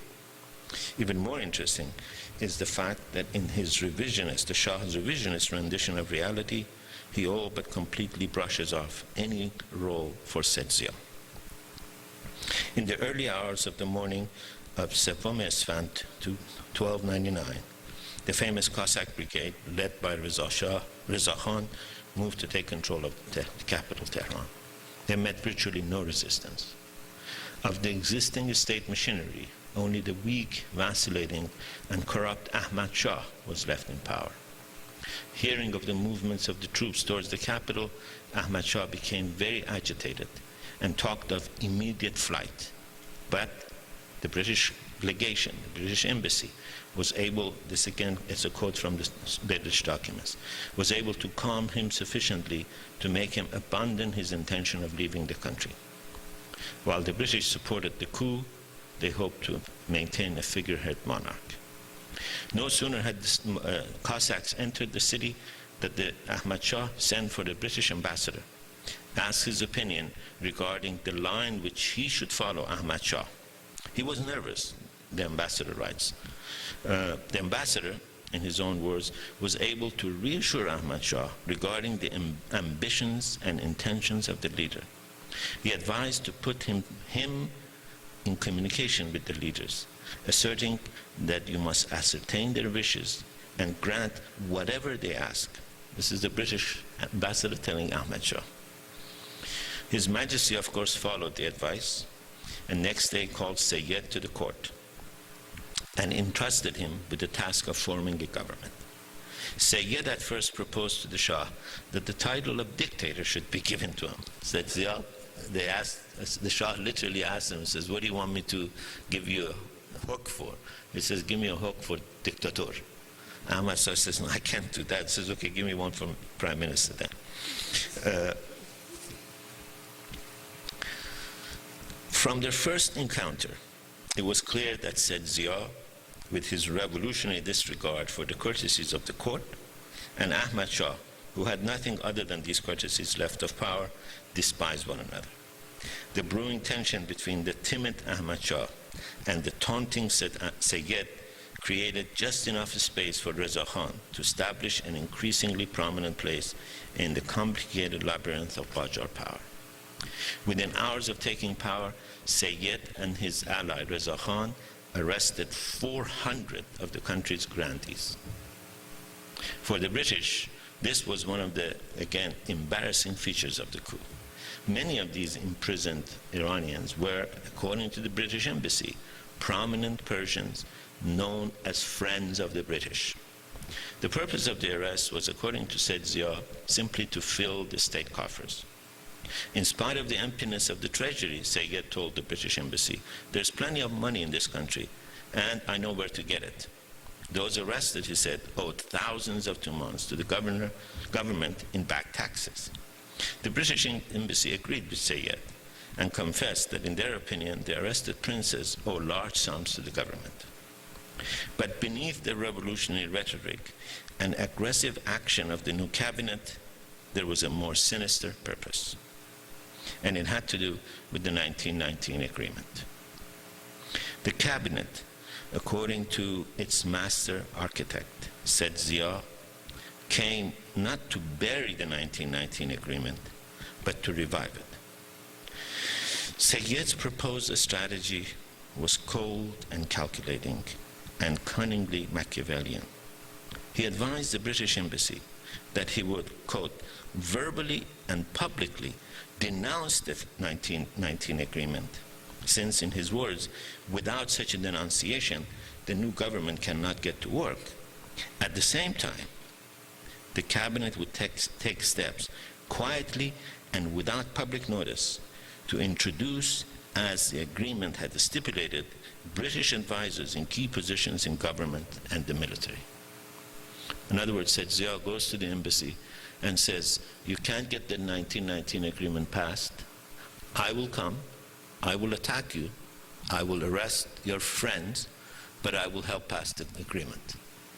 And I'm saying this based on the documents of the British Embassy. I'm not making this up. Almost everything I say is based on the British Embassy original documents. And I'm surprised nobody has looked at these documents, because this is a very interesting.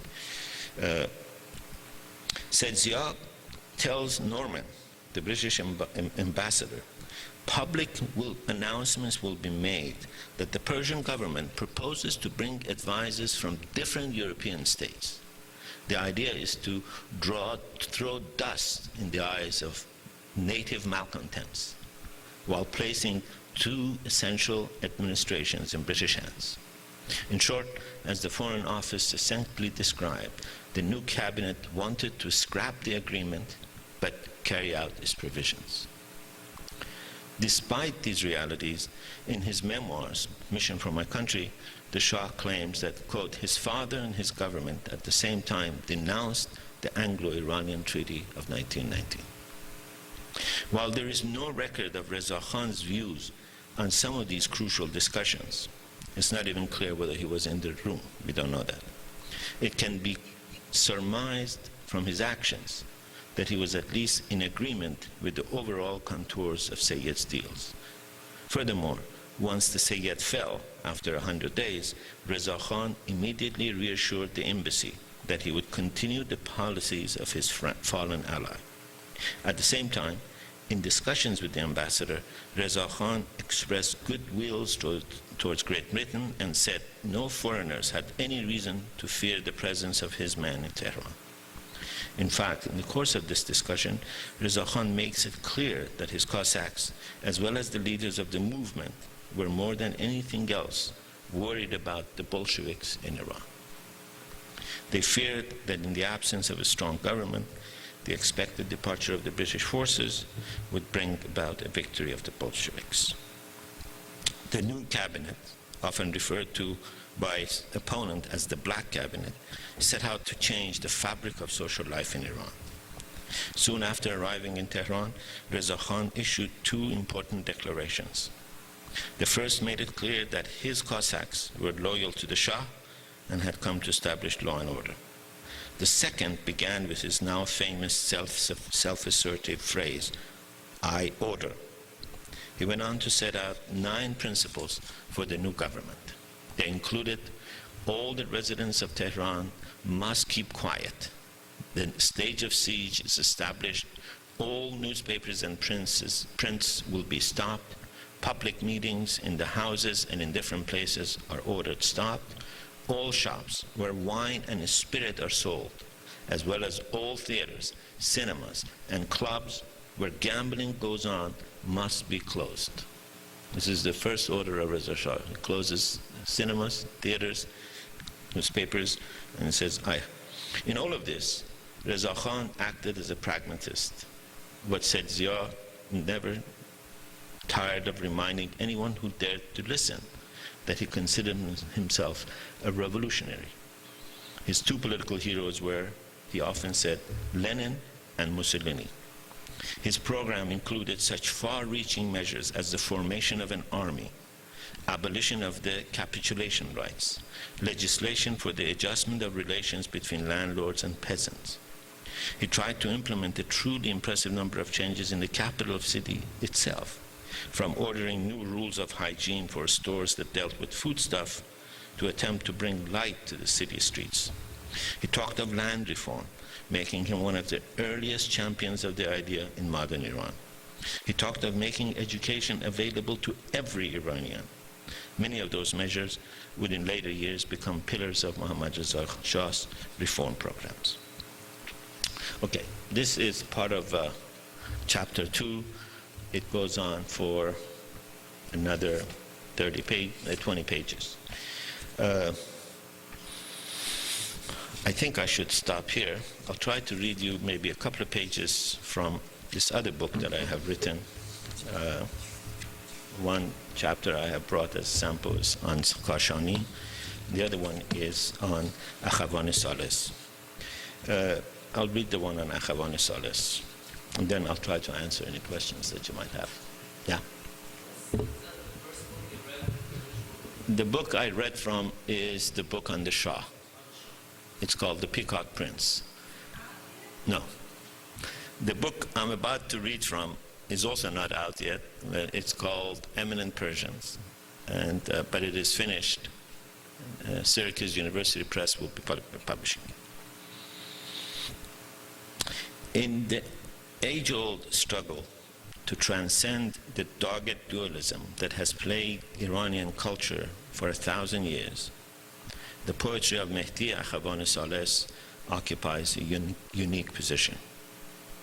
His hopelessly romantic disposition, his eclectically creative style, his uncompromising dedication to Zarathustra lend his work a taste, texture, and significance all of his own.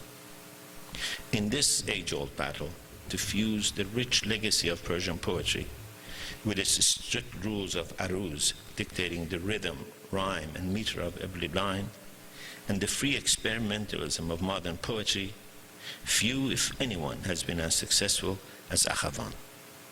Finally, in capturing the morose melancholy of a whole generation of intellectuals who felt betrayed after August 1953, who felt bereft of hope in the aftermath of the coup, no one has been as successful as Akhavan Sales.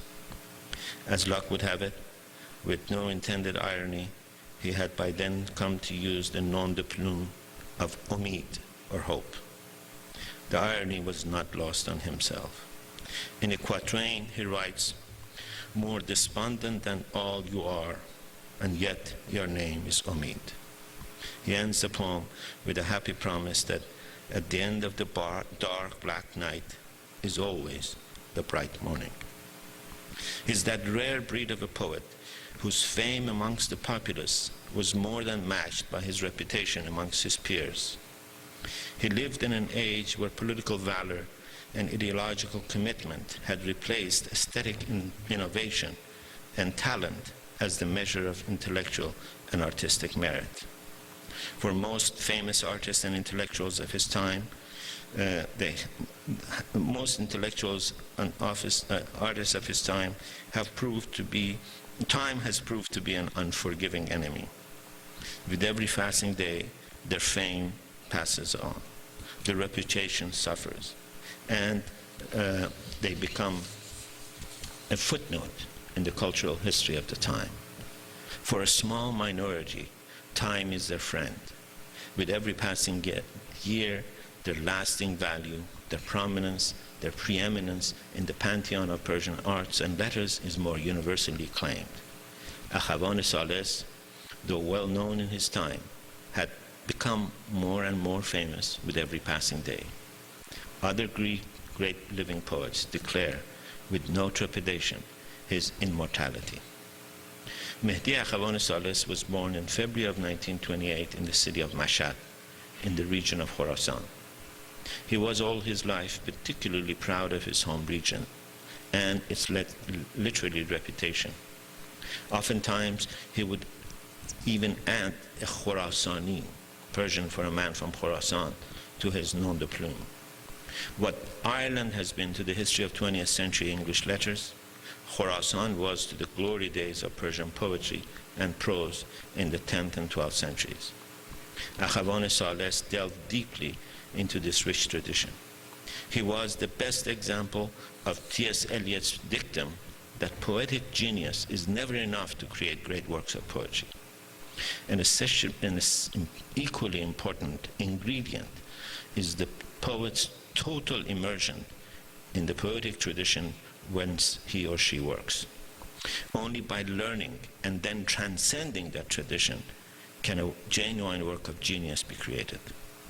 Though Akhavan lacked any serious formal academic training, He had a scholar's eye for detail and a poet's magic way with words and their meaning. In the smithy of his creativity and his indefatigable sense of discipline, genius combined with erudition to create a body of work that is unique for its innovations, rich and redolent with echoes of the past. His own personal past was hardly a helpful trajectory for a life of poetry. Akhavan was educated in a technical high school, trained to become an ironsmith. He entered the Honaristan in 1941. He graduated in 1947. In those days, high schools were the requisite stepping stone to an academic or professional career, while technical schools were set aside for those with little prospects for a life of the mind. In elementary school, Mehdi's grades were less than sterling, while in technical school, his best marks were for citizenship and zabat.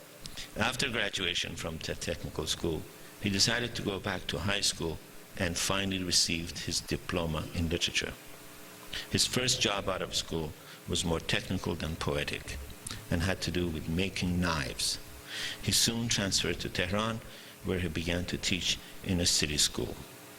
Before coming to Tehran, Akhavan had already begun his life as a poet. In fact, in his city of birth, he was a member of a literary group known as the Khorasan Literary Society, where members read aloud their poetry and their great works of art together. While Nima and his poetry was creating a revolution in Iranian poetry, members of the Khorasan Society insisted on keeping alive the tradition of the classical Persian poetry and its aruz. On Friday, February 1st, 1947, as Akhavan read one of his poems, there was talk of my poetic name, and the master, Abdul Hussein Nosrat, suggested that I should name myself Omid, and I accepted. The structure of patriarchy, so evident in Iranian society at large, was even evident in the nature of Omid's relationship with his master. But beneath this conformist persona, there lurked a rebel, and it soon would take a few months for that side of his character to emerge and leave its mark, not just on his life, but on Iranian letters. And there's, I'm going to also read you one page from the chapter on Kashani. Sadabogashtam Kashani was easily the most influential and controversial politician in post-war Iran. He was certainly one of the most powerful speakers of the Majlis in its 70-year history. He was a pivotal figure of politics during Mossadegh era and provided the government with a fair portion of its public support. His public break with Mossadegh in early 1953 was clearly a key reason why Western powers declared the latter vulnerable and decided that he could be toppled. Kashani was also, before Ayatollah Khomeini, the only Shiite clergy who had openly and successfully delved into the arena of Iran's national politics. Finally, he was, in no small measure, the spiritual father of Shiite terrorism in Iran. Said Abul Qasim was born in Tehran in 1882. A couple of sources have suggested that he was in fact born in 85 in the city of Najaf. His father and grandfather were both from the top ranks of the clergy. He was said to be linked by blood to Yahya, a descendant of Shiism's fourth Imam, and buried in one of Tehran's most famous religious shrines. He finished elementary school in the traditional maktabs of Tehran. He was 16 when he went with his father first to a Hajj pilgrimage and then to Najaf, the Shiite center of Shiite learning at the time. His teachers included his father and the famous Mullah Kazem Khorasani. Said Abul Qasim was 25 when he was given the title of a mujtahid. His teacher and mentor, the man who gave him his ijazeh, the permission to exercise the right to issue a fatwa and collect money, and today considered by scholars as the true origin of the PhD dissertation and degree in Western universities, was Ayatollah Zainuddin Iraqi, a cleric of considerable renown. World War I saw the dismantle of the Ottoman Empire, and Iraq, a concoction of the colonial gain, was given to Britain as a mandate. Kashani was involved in the now famous Shiite uprising against the British. It has been even suggested that his father was killed during the fighting with the British. There is no doubt that the involvement cast a shadow over the rest of the young Kashani's political life, putting him often on a collision course with the British. Eventually, fearing arrest, Kashani left Iraq, and 3 days before Reza Khan and Said Zia organized their coup of 21, arrived in Tehran. Some sources have offered heroic accounts of his escape, suggesting that he jumped a ship that was under British attack, swam to safety under a constant barrage of fire. In Tehran, he took residence first in his uncle's home and eventually in a home of his home in Pamenar, one of the oldest neighborhoods in the city. He began teaching, delivering sermons, and before long he established his reputation as one of Tehran's most influential clerics. Then I go and describe how he became sort of the ideological source for, as I said, the beginning of Islamic terrorism in the group of Fadayan Islam. He was Fadayan Islam's spiritual guru, and it is now indicated that it is him that might have issued the fatwa to kill both Kasravi and Razmara. So, I have now read enough of both of these.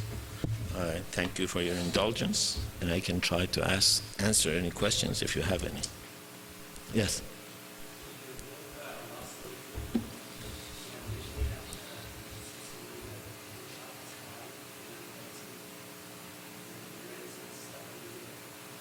I'm sorry, I didn't hear you. Right, right.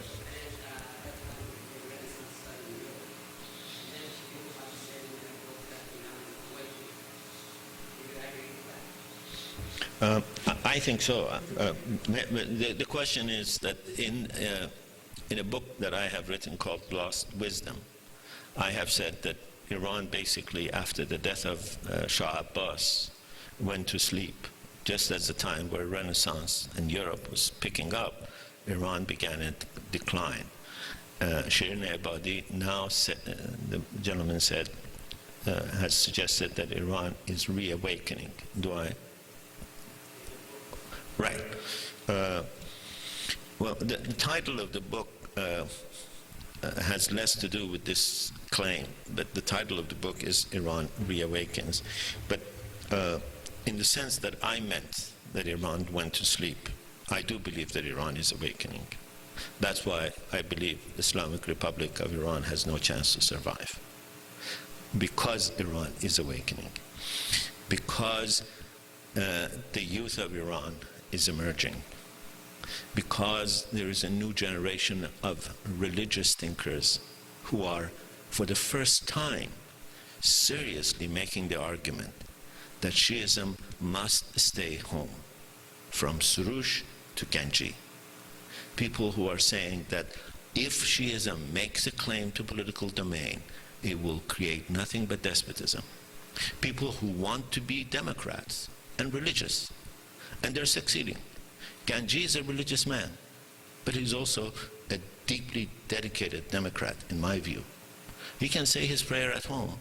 It's his business. It's nobody's business if Ganji tells his prayers at home. Some of these papers here, some of the media in Los Angeles have attacked him for saying his prayers. They've attacked him for worrying about eating kosher food, halal. It's none of your damn business what he eats. What he eats is his business. You who interfere in his private life are acting like Gestapo. A man's or a woman's private life is his or hers, and his or hers alone. Nobody has a right to defend. But if that man tries to force his ideas, his faith on me, then he's a despot. He becomes Khomeini. The problem with Khomeini is not that he's a Shiite. The problem with Khomeini is that he's trying to force his ideas, his way of living on me. I must have the right to live differently. And I think this consciousness is awakening in Iran. I think more and more people are learning about what the rules of democracy are. I think more and more people are beginning to realize that you can't close your eyes to the world. You need to combine an identity that is both Iranian and global. People are beginning to do that. People are beginning to look back at their own history differently. You know, the idea that everything that is good has come from Europe is a wrong idea, is a Eurocentric idea. And there are people, including yours truly, who have been trying to make the argument that no, many of these ideas we think are Western were ideas we began to experiment with in Iran even before the West. Before the West began a tradition of historical scholarship, we have Behaqi. Behaqi is 150 years ahead of his time. We have Biruni. Our astronomy, I have learned all of this from Professor Nayeri. Iranian astronomy, the Maraghe Rasadkhane, was the place to study. I don't suggest we should praise this and only look to this and say we were great once. No. The fact that we were great once doesn't allow us to not do our work now. The fact that we were once makes it much, much more a responsibility for us to work more hard, to learn about our past, and take from the past what is usable and throw away what is not usable. There are many good things about Persian culture, and there's some garbage that we must discard. And I don't think we can either say that old Persian culture is good, old Persian past is despotic, or that everything Hunar nazd Iranian ast to bas. No. Hunar is not nazd Iranian ast to bas. Greeks made culture at least as great as Iran. Our own history was written by Greeks. Much of what we know about Hakhamaneshi we know from the Greeks. So Hunar is not nazd Iranian ast to bas. But it's also not true that Iranians are nothing but a bunch of crooks. They haven't produced aftabe. They have had aftabe for 500 years and they haven't been able to improve it. No, I don't believe that. I believe there are lots of things that we have contributed. We should be proud of those, but we shouldn't keep to those. We shouldn't thrive on them. And I think there is this reawakening. And I think this reawakening will produce a kind of a modernity that Iran has been trying to make for 100 years and hasn't done it. What Iranian intellectuals couldn't do for 100 years, the mullahs did in 20 years, which is convince the people in practice, teach them in practice that you cannot mix politics and religion. People have now learned from the bottom up. The intellectuals of the Mashrute were all trying to do this from the top bottom. They didn't even understand what democracy was. They had general notions. Last year, if you remember, I told you this story of one of the leaders of the Mashrute, one of the most important leaders of the Mashrute, who was trying to sell a village and wasn't willing to sell it to a Zoroastrian. Because he said, Peygamber was not going to be happy if I sell this village to a Gabr. Zoroastrians, who were here 1,500 years before Muslims came. If a country belongs to anybody, it belongs to Zoroastrians. Jews were in Iran 1,000 years before Muslims arrived. We have evidence of Jews living in Iran. We have evidence of a Jewish queen 2,500 years ago. So who are the Muslims to tell the people who you can sell the land to or not? But they do it. And that is one of the most important leaders of the constitutional revolution, who created the best modern school in Iran. I'm verbatim quoting his dream. Today, I think people understand that this is a reactionary view. So yes, I do agree.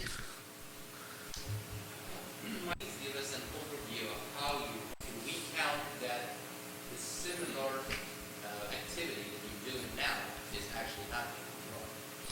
First of all, these are two different books, so I have to give you two different accounts. Which one do you want? The biography of Shah is an effort that has been absolutely independently funded. I haven't received a penny from anyone other than my brother has lent me money when I was poor. He's sitting there. But other than my brother lending me money when I couldn't literally pay my expenses, I haven't received a penny from any government, any institution, any foundation, any organization, neither the Royalist, nor the American government, nor Stanford University. The British have paid me some money. One of these Royalists, when I published the Hoveyda book, said that the book Hoveyda and the book that Milani is about to write on the Shah is funded by the oil companies, the CIA, the British intelligence, and Mossad. So some people say this book has been provided by all of these. I can tell you, no, I know. I'm telling you what other people have said. I haven't received, for this book, I haven't received any help other than what I told you. I do have research assistants at Stanford University, and I sometimes ask them to look for things. For example, I have a research assistant now. I've been looking very desperately for a picture of Soraya that appeared in a magazine in 1955. And I'll tell you why that picture is important. I have found documents in the British Embassy that the mullahs in Iran used that picture to blackmail the Shah. I wanted to first know whether that picture exists. So I asked my teaching assistant, my research assistant, I said, could you go in the library and see whether this picture exists? The picture exists. I have found it. I have just spent about 25 of my hard-earned money to make a digital copy of it, which will appear in the book. It is Soraya in a swimming trunk. It isn't even too revealing. They said they went and told the Shah that we have a picture of your wife naked, swimming, and she's wearing one of these long piece suits. The eminent Persians, this is a story of 150 people. That book was initially organized by a group of Iranian Americans who are very successful in business, and they decided that the lives of people who actually made Iran hasn't been known. Iran wasn't just the Shah, the Queen, Mossadegh, Zahedi, Qavam. The people who actually build Iran, the industrialists who build Iran, the political figures. Who's Allah? Who is Feridun Allah? How many of you have heard the name Feridun Allah? It was your teacher. Feridun Allah fundamentally revamped Iranian medical field by bringing in a blood bank in Iran. There's a chapter on Allah. People like Allah. People like Akhavani Sales. People like a lot of people, 150 of them. They, because they are American Iranian businessmen, they first raised the money for it. They raised the money. They developed a long list, a list of about 500, 700. Then they organized a board of very prominent, respectable Iranians. In the field of literature, for example, Ebrahim Golestan was an advisor. In the field of Iranian bureaucracy, Farhang Mehr was an advisor. People who are impeccable in their credentials. They reduced the list to 400. Then they came to me and they said, we hear you're writing a book on the Shah. This is about the Shah. Would you be willing to write it? I wasn't really in the beginning willing to write it, to be honest with you.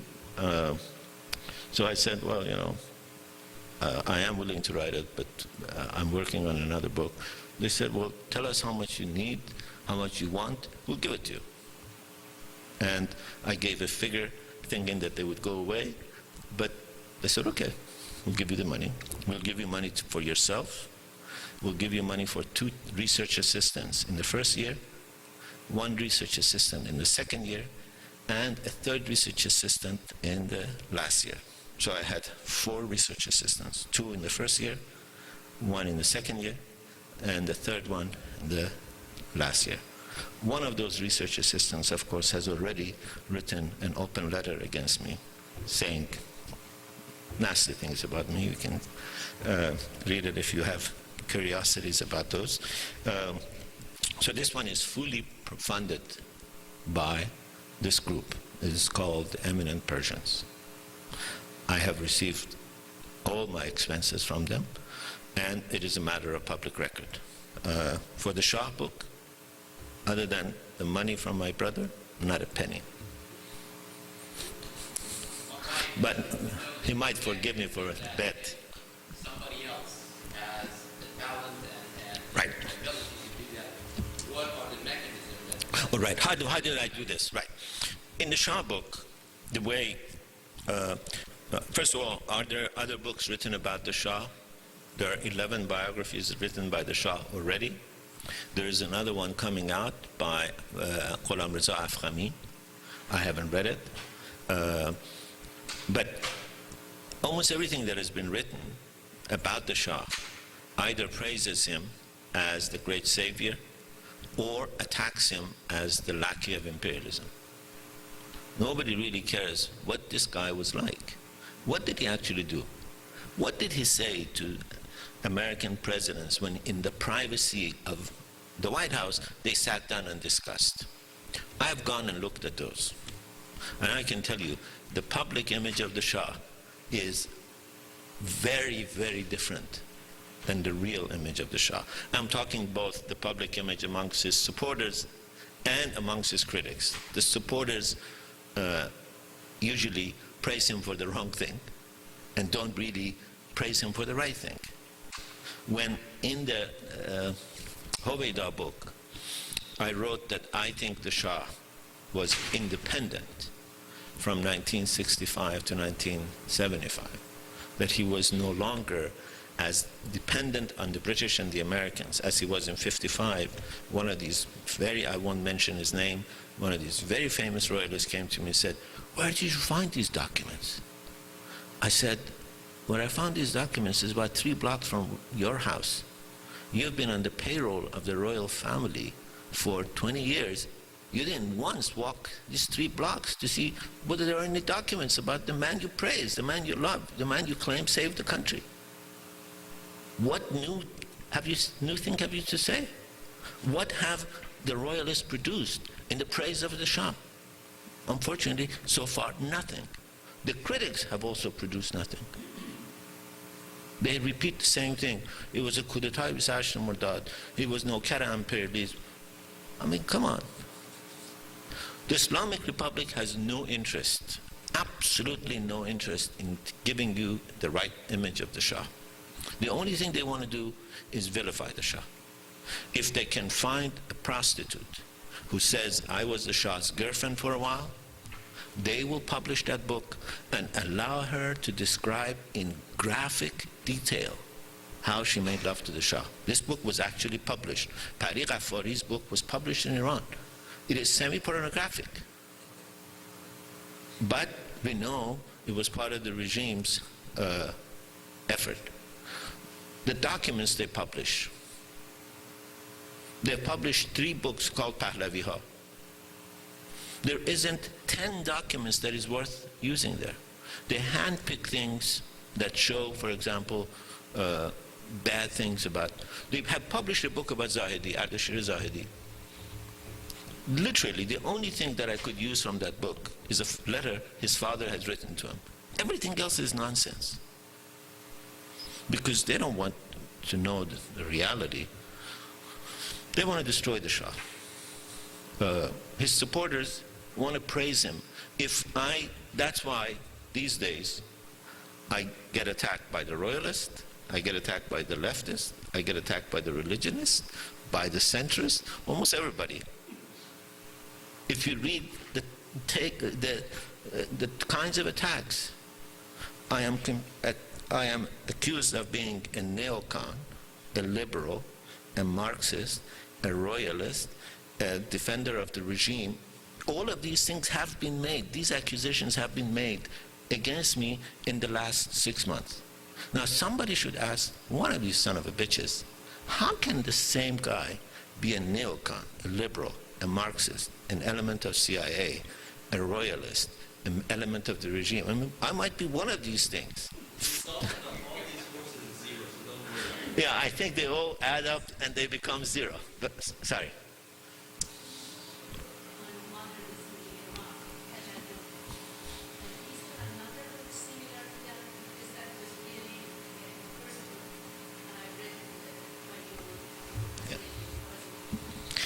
Yes, I have 2 other books on modernity. Yes.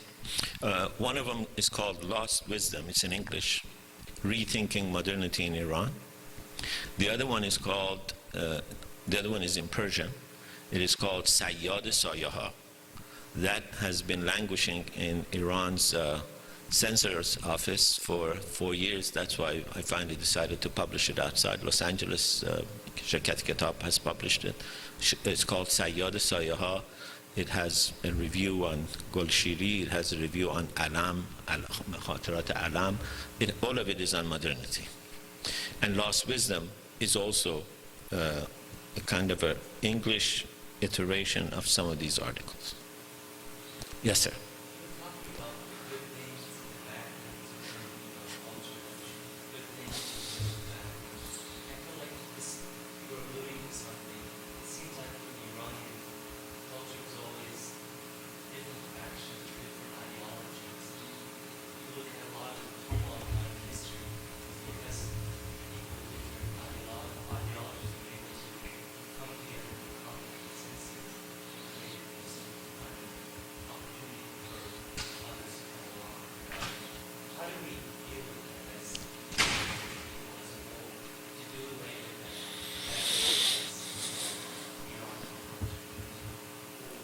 Well, I think, right. Well, first of all, I think we have to realize that this is not unique to Persians. I suggest you read the memoirs, for example, of some of the German Jewish exiles who came to America after the rise of Nazism. Read the memoirs of Theodor Adorno. It's called Minimum Moralia. And it talks about the viciousness with which German intellectuals attack one another, almost all of them German Jewish intellectuals, viciously attack one another. I mean, it's very much like what I just told you. The same things that are said about our intellectuals were said about them. I think in our case, there is one difference. The difference is that there's a wonderful group. Let me take one step back. There's a wonderful group called Kiosk. They are a musical group. They're a very young group. I strongly urge you, if you haven't seen it, go online. Yeah, Ishq Surat is one of them. And on that record, this young man, who, you know, is a brilliant young man, has another song and says, it's talking about Iran, and says, in Iran, nobody does what they know. Everything is topsy-turvy. The butcher has become a publisher. The publisher has become a mechanic. The colonel has become an educator. The educator has become a taxi driver. The physicist has become an ice cream seller. The whole thing. I think the difference in our case is that some of the people who are making the attacks are truly unqualified to do what they're doing. They're not media people. They're not journalists. They're not writers. They're not television folks. They're there as bad hadise. And they have absolutely no qualification. If you look at German intellectuals, the person who's attacking, for example, Adorno, is Hannah Arendt, a giant in her own field. Now you have these little dwarfs barking. But I don't think people are listening to them. I think their days are gone. That's why their barking has become harder. That's why they bite more, because they know nobody is listening to them. So I think they will come where we will become united.